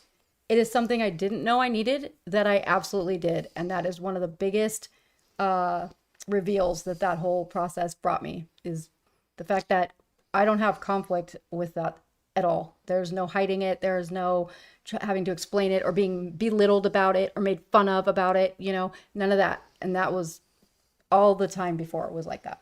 So, and I was okay with it, but now absolutely not. Now I know what it's like to have somebody that shares in my belief system as well, too, for the most part. And, and it matters. It does, especially when you're raising kids. Yeah, I was always like really open-minded. I was like, oh, I'm a progressive, open-minded guy. They can be an atheist. They don't need to believe in God. And then now that I'm with somebody that has the exact same religious beliefs as me, I mean, as occultists, we deviate in our schema, but being with another occultist, it's life-changing. It binds our relationship together. We feel like we are. I heard that. I know. We feel that we are on a journey, a soul journey. It takes the relationship from just like a lifetime commitment to like, we're cosmically intertwined, which is a whole new depth of relationship that I was not familiar with, right? Right, it's not at all. Yeah. So Abriel had a question. Yeah. What's the question? I had a question about my career. I am working retail overnight, and it is hell. I work with a friend, so that's good, but overnights are rough. Should I keep it or move on to something else? Let's ask the cards. Okay. I know what I want to say, but I'd rather divine. Yeah. I mean, what's that for? Hang on. I'm getting nothing. Hang on. Is that leaving? That's is this what happens when he right leaves? now. This is current. This is the current. This is what's going on here. This is what's happening currently. It's hell. Yeah, you got the Tower and the Eight of Swords here. Yeah. These are the first two. This is what's happening, and what's crossing you is this is a prison of your own making. Like you're there because you're there, right? So let's see what. Okay. Oh shit! What? Damn it! I dropped it. Hang on, just a second. I love when that happens. I don't know why I do that so often. Okay. What do you want to do? What are you called towards? Like, because it says that there's you need a little bit of decompression here from what you're currently doing, I think, to get a clearer picture of what should be next.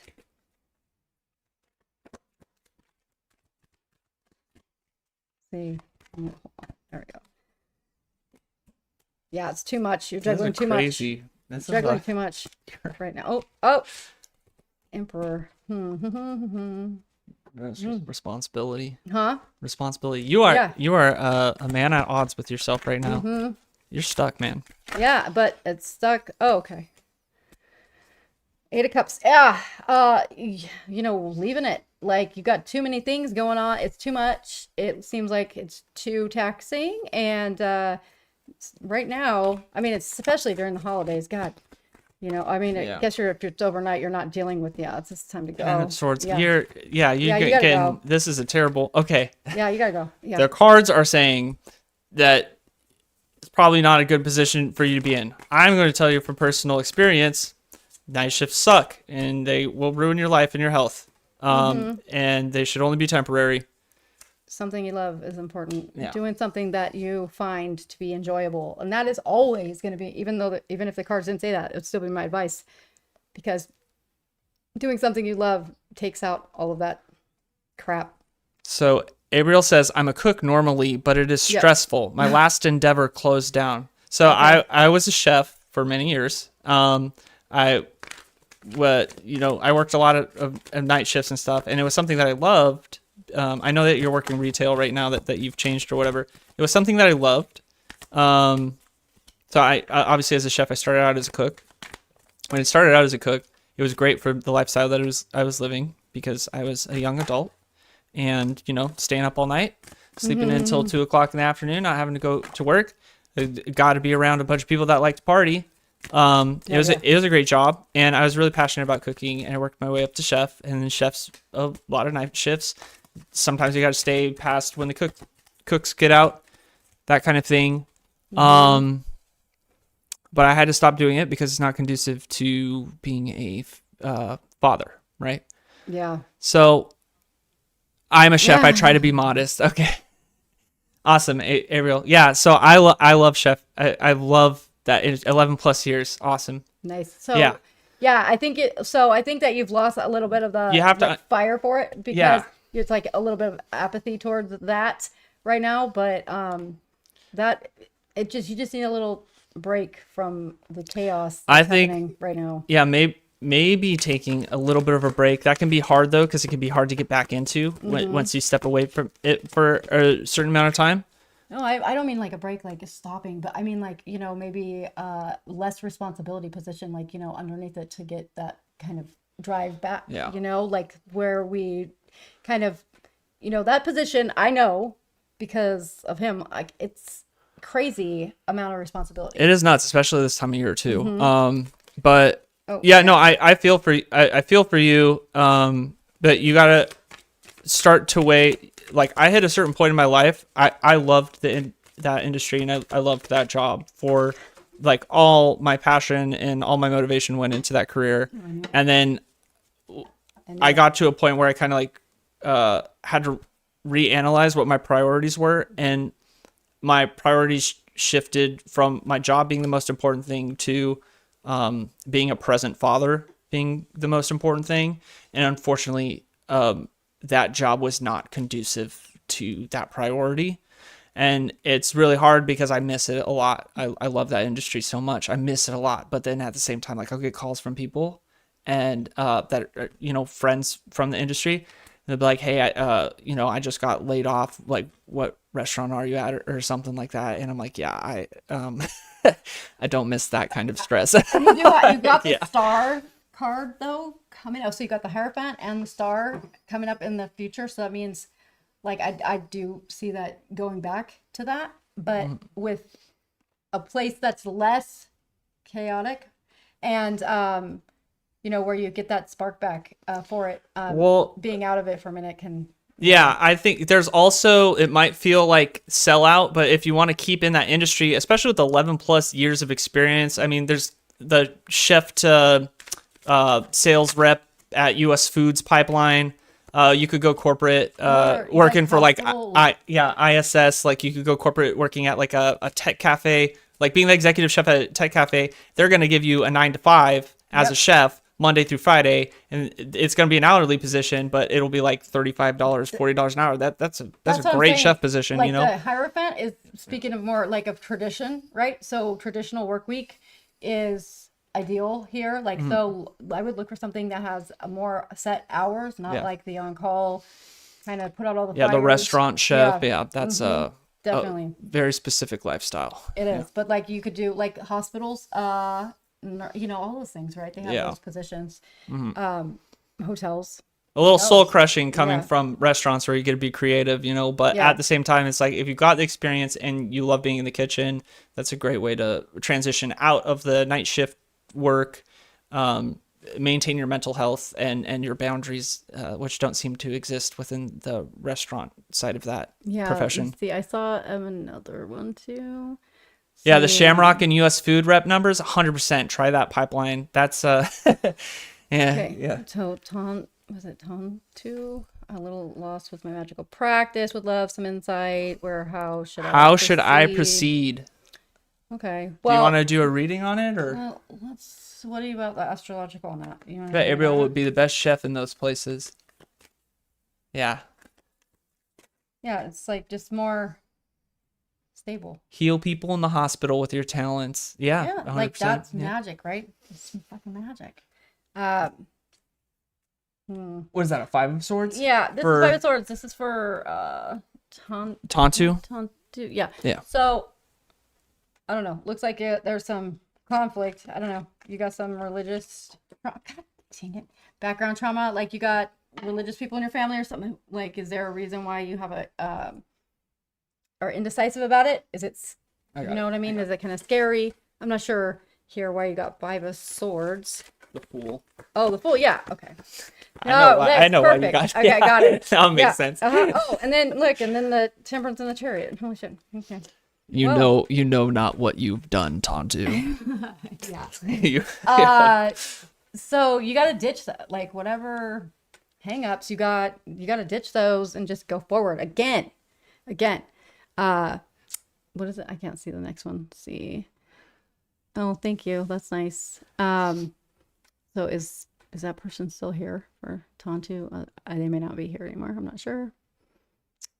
But yeah, it looks like there's conflict here about maybe where you come from versus what you're doing now. Walk away from that. Let it go. Be the fool. Take that leap of faith and go forward. You know exactly what to do. Like, it's, you just keep doing the things and don't let people knock you for it. And just don't talk about it, I guess, if those are people in your life, right? Have some patience with yourself on it, because it will come to you when it's timing. The timing is right. And always just, okay. In my coven, there is a huge dispute. Yeah. Okay. Well, you got 5 of swords. Okay. So covens. Do you mind if I jump? Go. Okay. Yeah. Big dispute in the coven that they're in. Same. I'm just getting pulled, stuck in the magical practice, right? Mm-hmm. So I think one of the things when me and Dr. Stone first started working together, we wanted to learn how to work together, where to take our magic. We didn't know how to do magic together. Right. And so we did a spell, and we asked the moon to show us how to work together. And over the course of the next year, we were revealed a ton of techniques on how to conjure jinn, use hypnosis to conjure jinn, using her mediumship and my conjuration abilities. And the moon gave us a practice that's unique to how me and her work together, right? Yep. So if you're looking for something, ask for it. Do always do some magic about it. But I'm going to the Emperor. Mm-hmm. Okay. Heather, I see your question. You're next.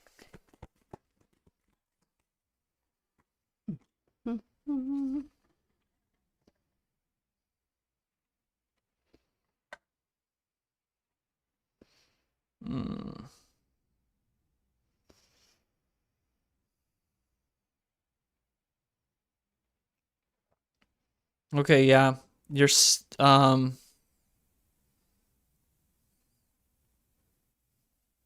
You're more humanistic, right? You're more intellectual towards a kind of humanistic philosophy. That's what where you're supposed to be approaching, right? So we're talking about almost like a philosophical Satanism and Illuminism, Luciferianism, not a actual like I worship the devil or evil kind of thing, but we're talking about humanitarian.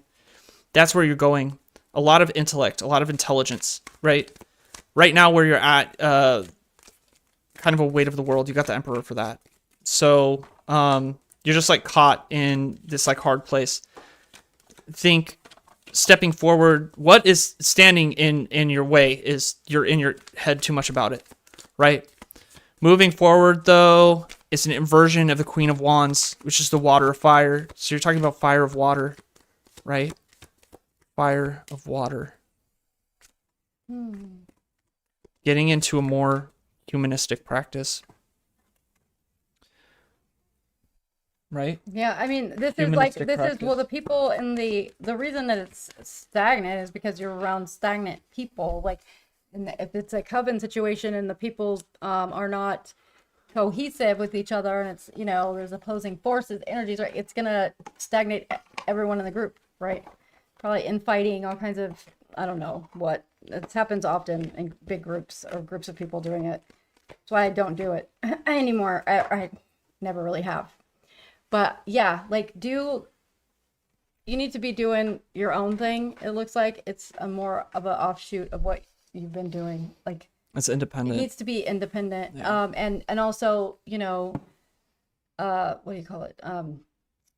Curated from all of your past experience and, and everything, take different things and use those, don't rely on other people to get you where you need to be. This is about take charge of it. Take that leap of faith at the pool. Again, it's go forward. You don't know where you're going, just keep going. Ask for help, like he just said. Do a spell about it. Yeah, throw yourself at whatever you're trying to do. Like show me the way. Yep. Anytime I questioning or in self-doubt, surrender myself to something and ask it to show me. Yep. And then for Heather, Eighth of Wands, new opportunity. Okay. Money is the issue here, right? Page of Wands again. So, I mean, Yeah. So when I say Luciferian, we're talking about like a kind of enlightenment ideal, not necessarily like satanic. And the reason I said philosophical Satanism is like when you're looking at humanistic, right? And exaltation of and championing of being a human, not necessarily I worship the devil and demons, like that, like not that. Right. Like that's a completely different thing. Yeah. Right. Yeah. Okay, Heather. So the CNA work looks like not right now is the best to continue. It looks like it's just going to be a cycle repeating itself over and over of just kind of being in a bad state. I don't know why that was so negative. Like the cards I pulled out for CNA were just terrible. Like all the bad cards. So, however, that being said, money hurdles are part of the issue. Like that's a concern, right? And it's not, we were just talking about this. We just recorded an episode about this on Friday. For the new season. And we were talking about doing spiritual work. Now, if you're doing energy spiritual work, I'm not sure if that's the same as what we were talking about. She's in Shasta also, so there's a market for very it. Oversaturated. Yeah. There's a market for it, but it's very saturated, right? Like yeah. We were there, and it's like there were so many little big metaphysical shops there. Yeah, but it's one of the few places where you can bank. Like you could probably make that a career. Not like you're not gonna get rich off of it, but setting up shop and sustaining yourself. Right. Yeah. And also with the fact that you have your CNA license, okay, that's another huge feather in your cap, because now it's not just a Reiki healer, energy healer. It's like a nurse with the ability to do that kind of healing. So I would say, why not? Like put yourself out there. But the other thing too is that your foot may be injured now because of the job as a CNA, and that's a physical thing. However, you've got to be very careful about how you take care of yourself if you're doing energy work, because that shit is taxing in a way that is completely different and worse than a foot issue, right? It can really mess with you. So you got to be careful, take the proper precautions, make sure you're clearing your energy off after each person, that kind of stuff. I know it sounds silly.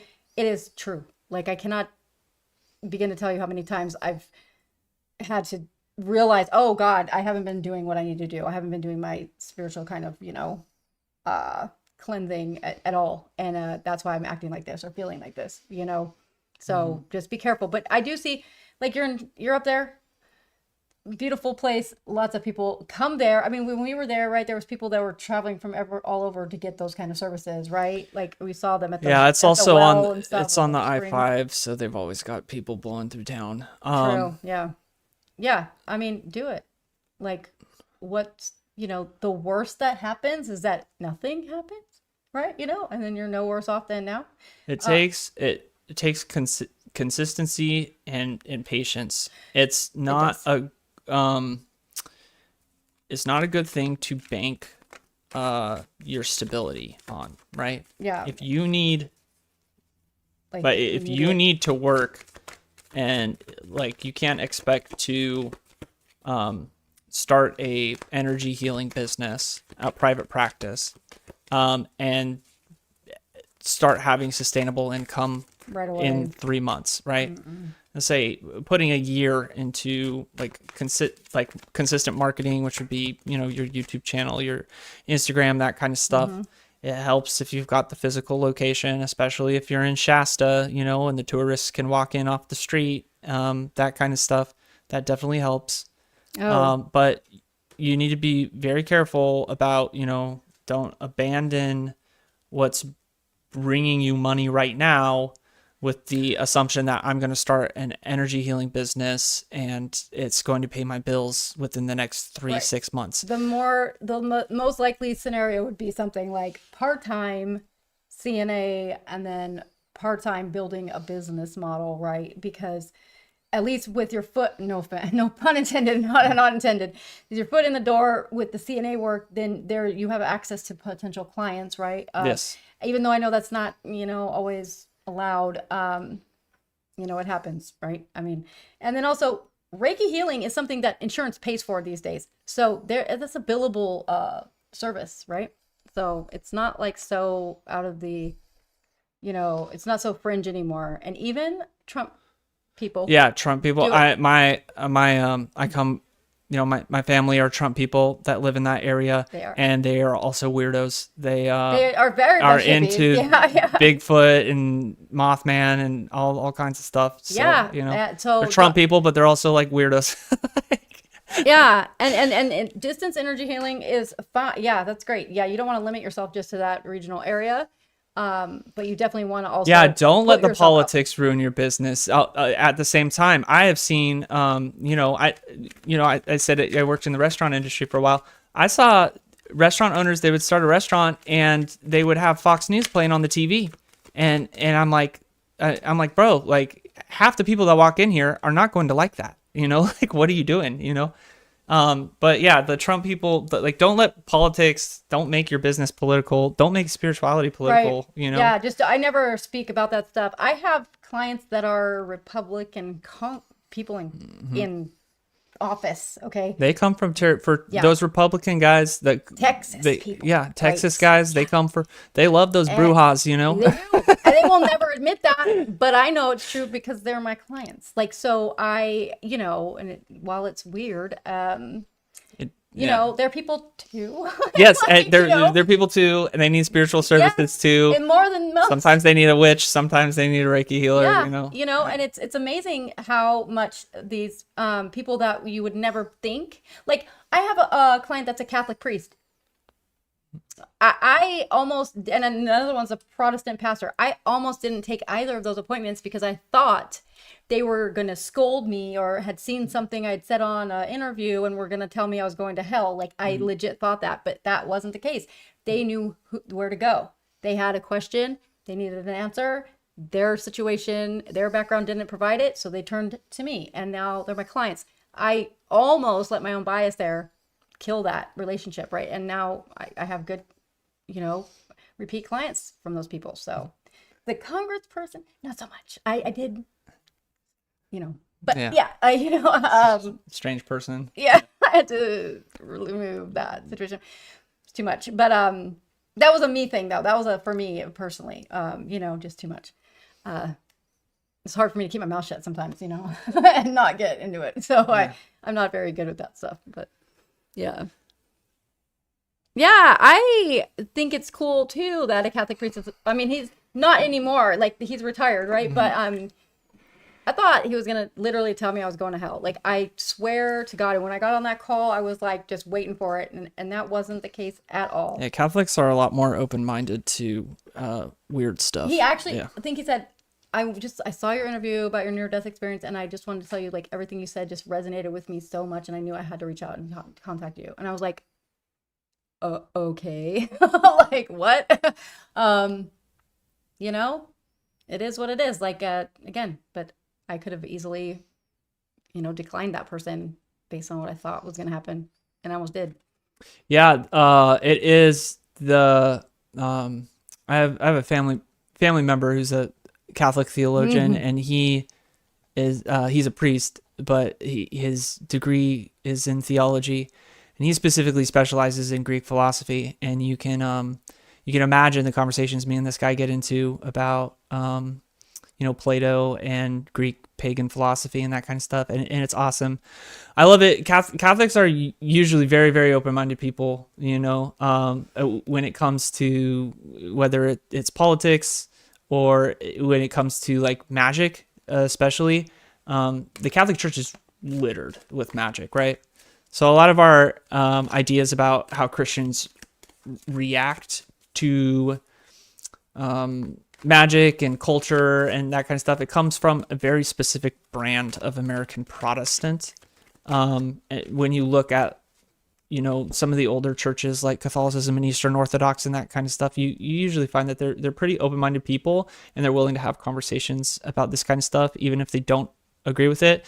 And they're not the type that are going to be like, well, you're going to hell, like that kind of stuff. That doesn't normally happen amongst at least the educated within those churches. It might happen with, parishioners that, don't really know much about their theology or church. They just go to church and they think it's a team sport or something like that. Yeah. No, I'm glad I didn't turn them away too. And Heather, I will message you later because I might have some information about the whole thing that you just said you ran out of, right? Because I might be able to steer you in the right direction on that, how to get that to continue possibly, right? So I'll give you some heads up on that later if that's cool. But yeah, and anybody that's doing practice, it's always mind-boggling to me who comes and asks for help. It really is. It's like, Jeanette from accounting, or the little grandma down the street. It's everybody. Like, really, it is. I have clients that are celebrities that you would absolutely know who I'm talking about if I was able to say their names. I have people that are clergy, that are, state representatives, whatever. Everyone from all walks of life, every kind of religious background and political viewpoint possible. So I think that everybody, when they need it, they need it, I got crazy people too, insane people. It doesn't matter. Everybody needs the help that they need. But again, and this is great because in our episode that we'll be releasing soon, that's what we talk about. Yeah, the episode that's coming out, I think this week. It's already scheduled, uploaded and scheduled. So unless something weird happens, it'll be on Wednesday. But it's the first episode of season 3. We're talking about running a private magical practice and what goes into it, how to treat it clinically. Mm-hmm. We don't necessarily talk too much about establishing it, but basically like how to run it professionally.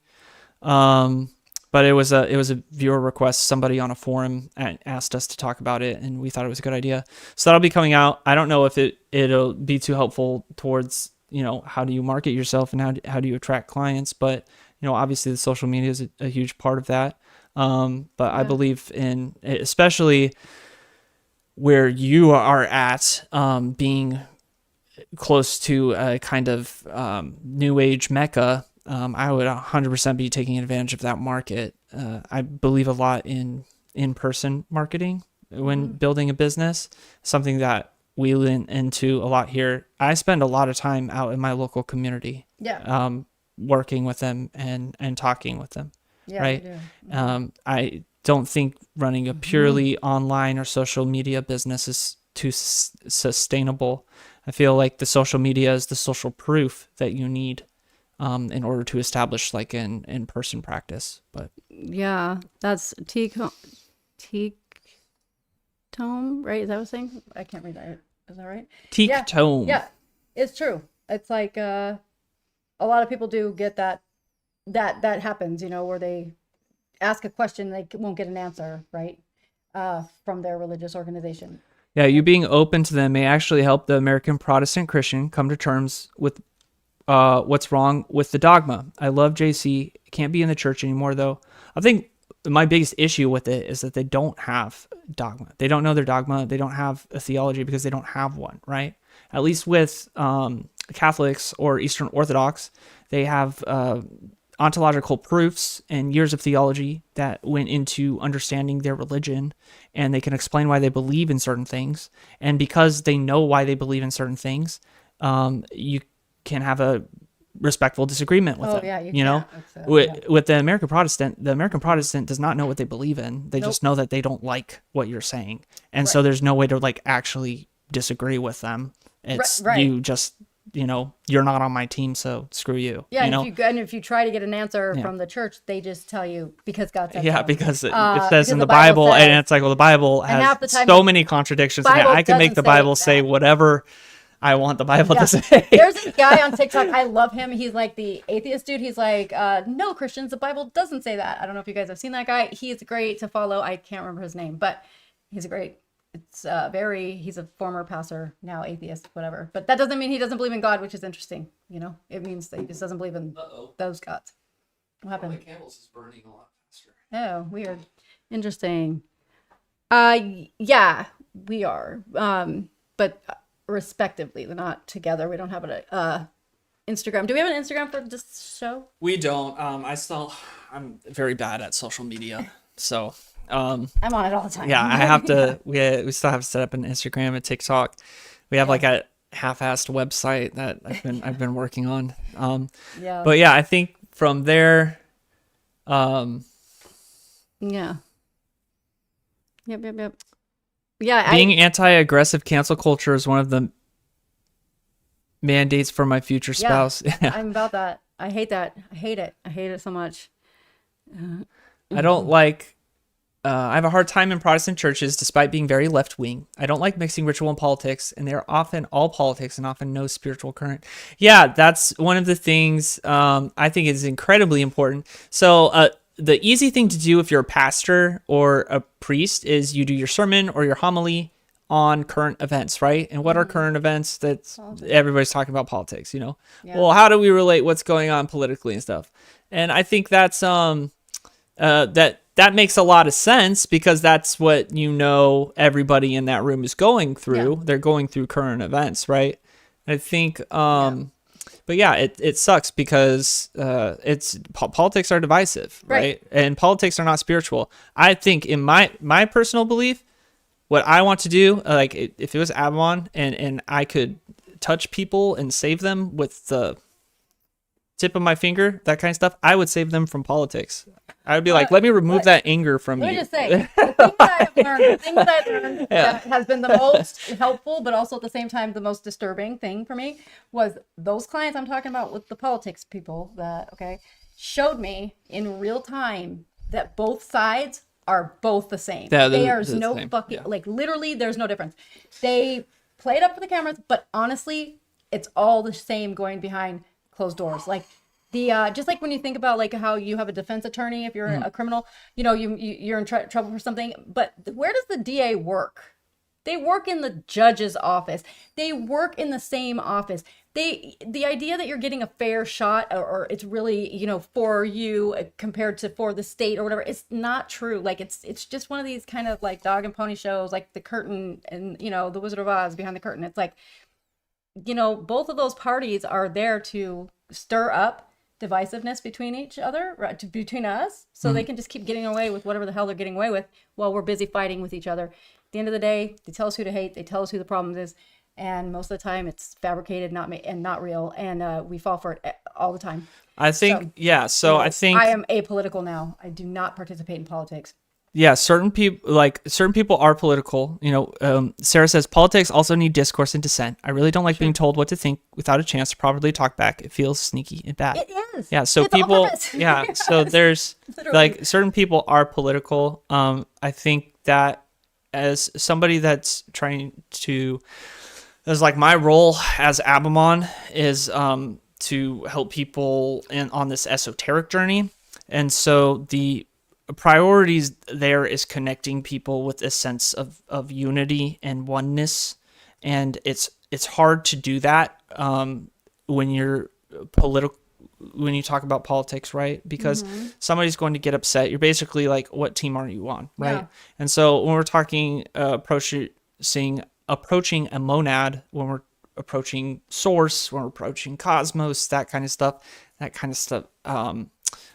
it's hard for me to reinforce that, right? Because it inspires a hatred and an anger and a division in people that ultimately the goal as an esotericist is to help people wake up to, that they are that person, that they are the universe, that they are the planet, and that, everything is one, and we're just different perspectives of this overarching oneness, and the separation is all illusory, that kind of stuff.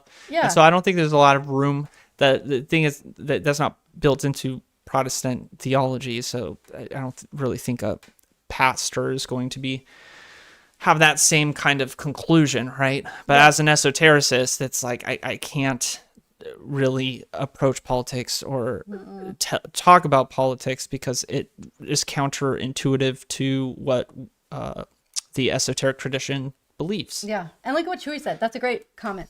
You go too far right or too far left, and you end up circling back around. It's 100% fact because it's all made up. Like it's fabricated, and it's genius you know, it works. But at the end of the day, it's like I know where I stand, like ethically, morally, right? I don't need anyone telling me who to hate or who is causing the problems. Like I have eyes, you know, I can see for myself, and that's what I do. So, you know, I just kind of stay out of it. I don't engage in those discussions anymore, because it's pointless, you know, and it sucks. I hate them. I hate them all. I hate everybody. Equal opportunity hater here. You know? In the government, anyways. Yeah. I worked for the government for a very long time, so I have a little bit of an insight that most people may not have, and it's not. It's crap, and you know, and it works though. Everyone falls for it, and it's hard not to see it. It's hard not to be inundated with it every day. Well, day. yeah, and I think what we're dealing with as magicians, as esotericists, is like you can be a political person, you can believe in politics, but when we're talking about like the journey, you know, the journey itself, there's no reason for us to talk about politics when we get together or we're talking about our spiritual journey, right? Like there's no reason because your identity, like so many people put, okay, like the labeling thing, there's so many people that label themselves a thing and then like that becomes their identity, but we're so much more than those things. Like it's not, you know, like I'm a professor, is that all I am? No, I'm not. Like it's not, I mean, it's part of who I am, but it's not my personality. It's not, you know what I mean? So it's kind of like I try not to limit that, and unless someone's just spewing hate rhetoric at me, I won't engage, you know. But if they start saying shit that like is incendiary, I'm gonna just stop it and walk away, right? But I'm not gonna tolerate it. But if it's like you can check those things at the door. It's like as a teacher, I have to check my own personal biases at the door. I have to teach things that I don't like teaching sometimes because that's what I have to teach. I don't talk about it. I don't say, and I don't agree with this. At home I do, but not you know, in the classroom. And but it's the things you don't agree with are a little like, it's like I feel like I'm living with Alex Jones sometimes, you know. She's like, hey, you know, I don't agree with them putting reptilians in the. I didn't say that. Just kidding. Not true. She doesn't say it, but that. That's what it feels like sometimes. Her political views like sound like, okay, where are you getting that from? I like constantly ask you that question. I am yes, like I don't think the moon landing happened. Okay, it's true, and that's fine. Because of the I feel like that's a normal position now. Yeah. Yeah, it is actually. It's only like 34% of people believe it now, but it's like, look at that damn thing and tell me that shit went to the moon and back. Give me a fucking break. Like, come on, man. I'm sorry. Like, I don't have an emotional attachment to it because I didn't watch it happen. But anyone that did watch it happen is attached to it 100% and will never. Most of them will never even care to ponder that. But that's me, and I could be wrong. It's hard not to be a conspiracy theorist in this current society. I know, I do, 100%. It was I don't know if you saw my the episode we did on spiritual psychosis where I shared my experience. I was a hardcore conspiracy theorist for like 10 years. And I just finally got to the point where it's like, you went a little nuts. That's not healthy for me. I'm not going. It's like, yeah, it might be true, but it's true. It was true. It 100% is true. Yeah. But it's not a conspiracy when there's evidence. I'm concerned with like to it. Right here, right now, right? Yeah. Like that's, you know, that's where I'm going to bring my focus. My rule of thumb is this: if I can't do anything about it, if I don't have control over it in my immediate sphere of influence, then I don't bother with it anymore. And like that is a very kind of liberating thing to say. I think it's liberating. When my professor told me that, he's like, you need to stop watching the news. You need to stop caring about the shit that's going on, because even you caring doesn't do anything. It doesn't do anything. And I thought about that for a while. I got real mad about that comment. But then I thought about it and I was like, you know what? He's fucking right. What can I do? What can I personally do? And I stick to that.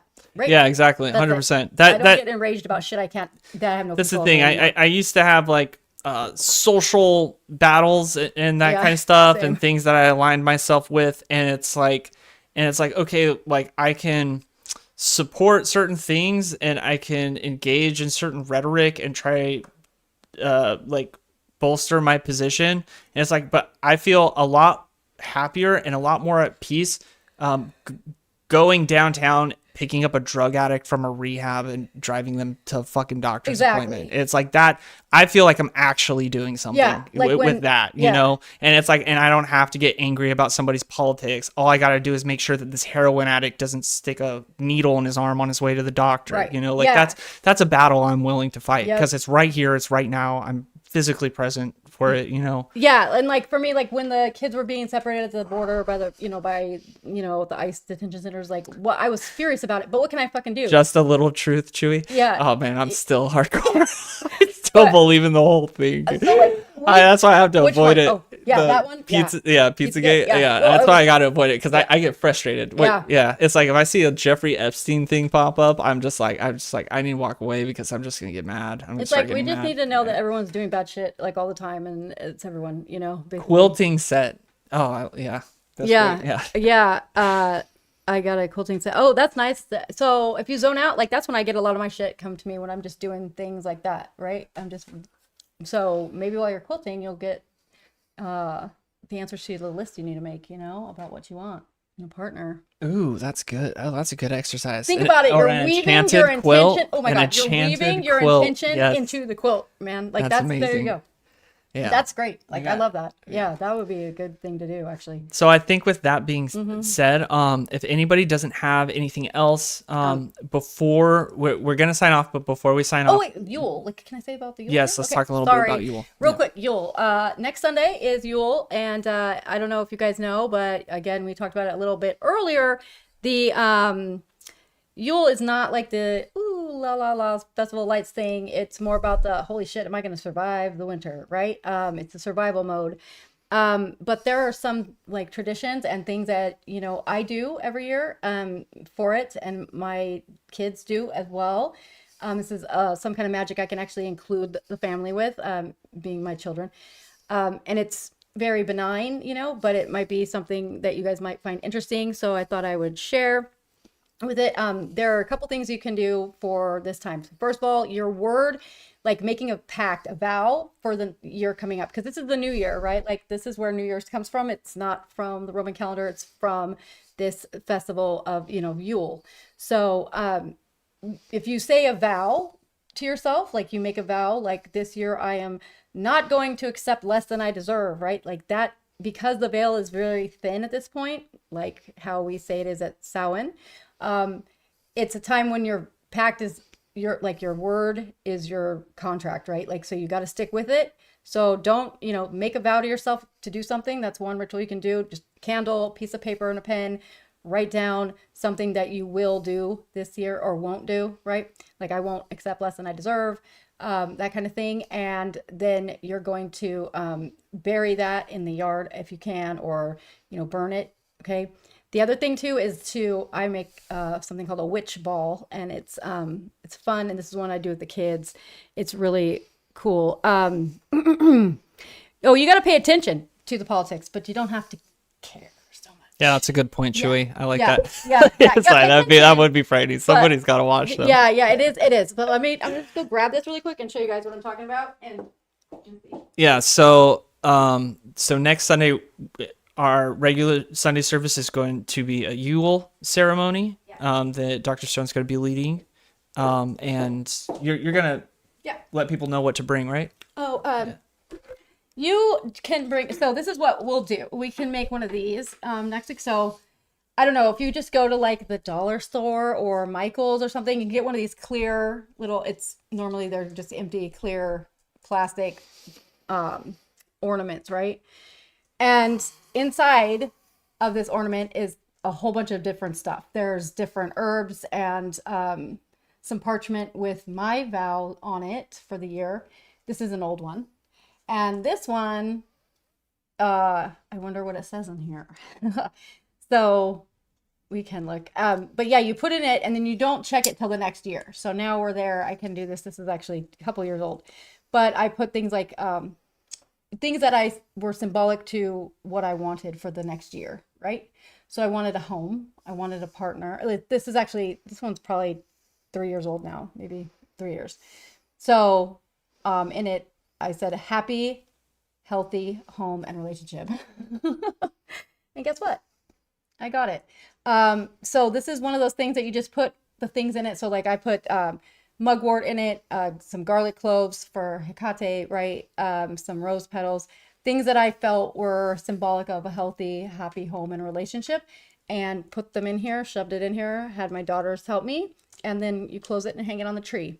And so if you guys want to do that next Sunday, we can totally do that. Or if you don't want to get one of these, still the vow writing ritual will still be It's done. basically like a spell jar, right? Yeah, it's a spell jar, but it's in a little ornament form. I think it's cute. So That's my take on it. Yeah, that's great. Love that. Yeah, so that's that. All right, yeah. So the Yule ceremony next week. Bring what you need for that. It'll be great. Led by Dr. Stone. She is the expert on this kind of stuff. Yeah, it works. Yeah. You got to believe it works, though. You have to believe it. So, right. But yeah, that's it. All right, so we're going to close this out. We're going to start closing it out. I hope you guys have been connecting with our little astral chest. Keep leaning on it. Today we are going to project our little sigil into the chest, right? So that Inanna Venus sigil, the chet, right? So slowly going to be teaching what we were doing. This is one of the lost art forms of magic. And we're talking about magic words, how you say words, how you say letters, right? The nomina barbara of the PGM. We're going to start incorporating this here. I'm going to teach you what I know about these things. It's very, very ancient. So we're going to start doing these exercises, and we're going to be packing it into our little astral chest where our magician archetype is. So you can become a master of your words, how to use words, sounds magically. So before we start this, we're going to get the sound. And the sound is, it's that really kind of, it's like loch in, Scottish loch. It's CH, it's known as chet, right? And you hear that in the Semitic languages. Now, it's important that when you're making this sound that you pay attention to where that sound is coming out of your mouth. So, when you're doing yoga and they tell you to move your consciousness to your belly button or that kind of thing, when you're using magical language, you move your consciousness to where that sound is being formed. And now as the vibrations are coming out, right, and we do this specifically with Semitic languages. I think this might work with Japanese as well, but you're going to notice that there's a pattern that is happening. It is a long vowel sound that is being stopped by consonants, right? So that vibration that's coming out and is the totality, the oneness. And you are carving when you make the mouth formation, right?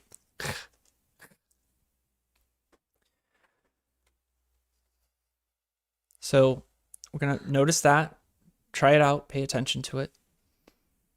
Once you've got it down, you've got that kind of mental lock onto it, we're going to notice this sigil right here. This is specifically that sound when we're using it with Inanna, with Venus, with those kind of God forms, right? It's going to be the triangle with the cross, the upside down triangle. I'm going to kind of hold that in your mind. And now we're going to begin closing meditation, connecting astrally to our astral chest, to our magician archetype. We're going to breathe in deeply through our nose. Relaxing.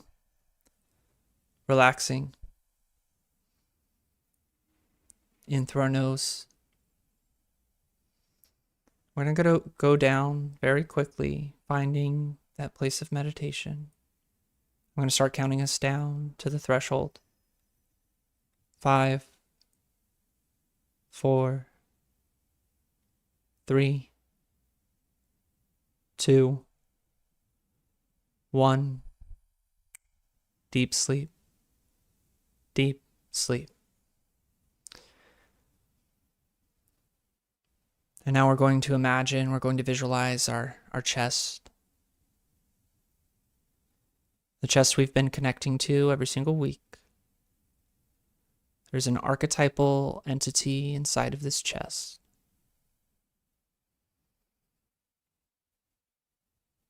I want you to feel the power that is emanating from this chest.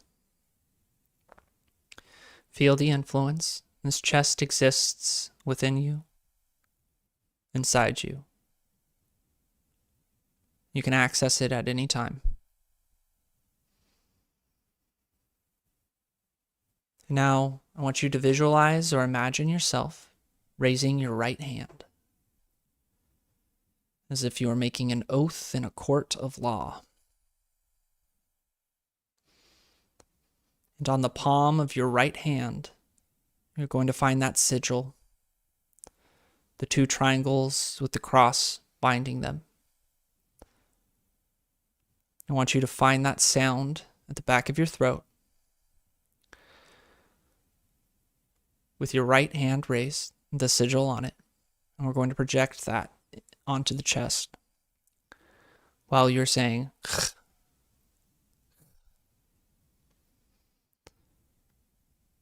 I'm going to repeat it a few times.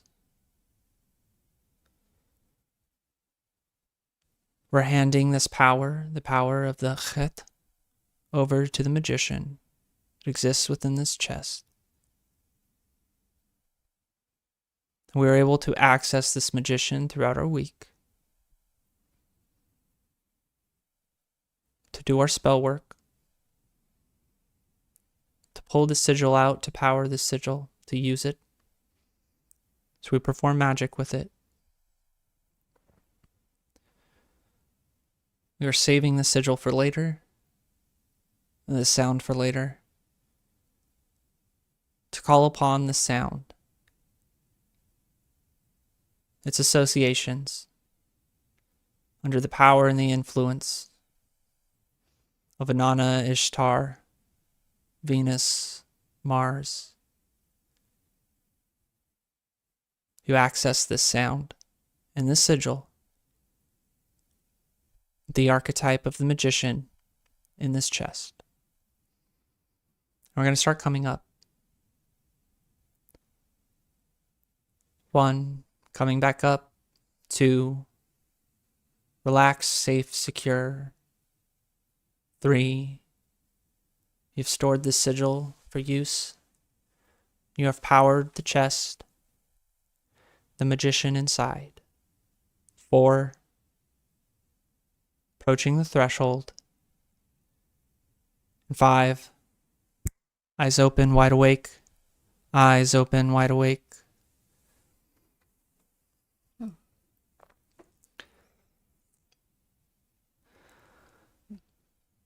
All right. Thank you, guys.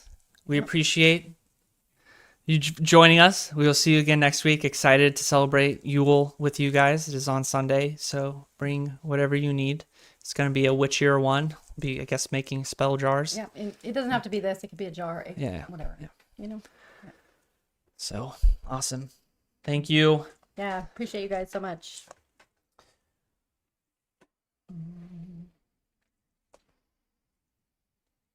Thank you, great soul, for guiding us, for helping us continue to guide us through the rest of the week. Stay with us, illuminate our minds, illuminate our hearts, cast light to all darkness, and combust those who seek to send darkness our ways. Mote it be. So it is.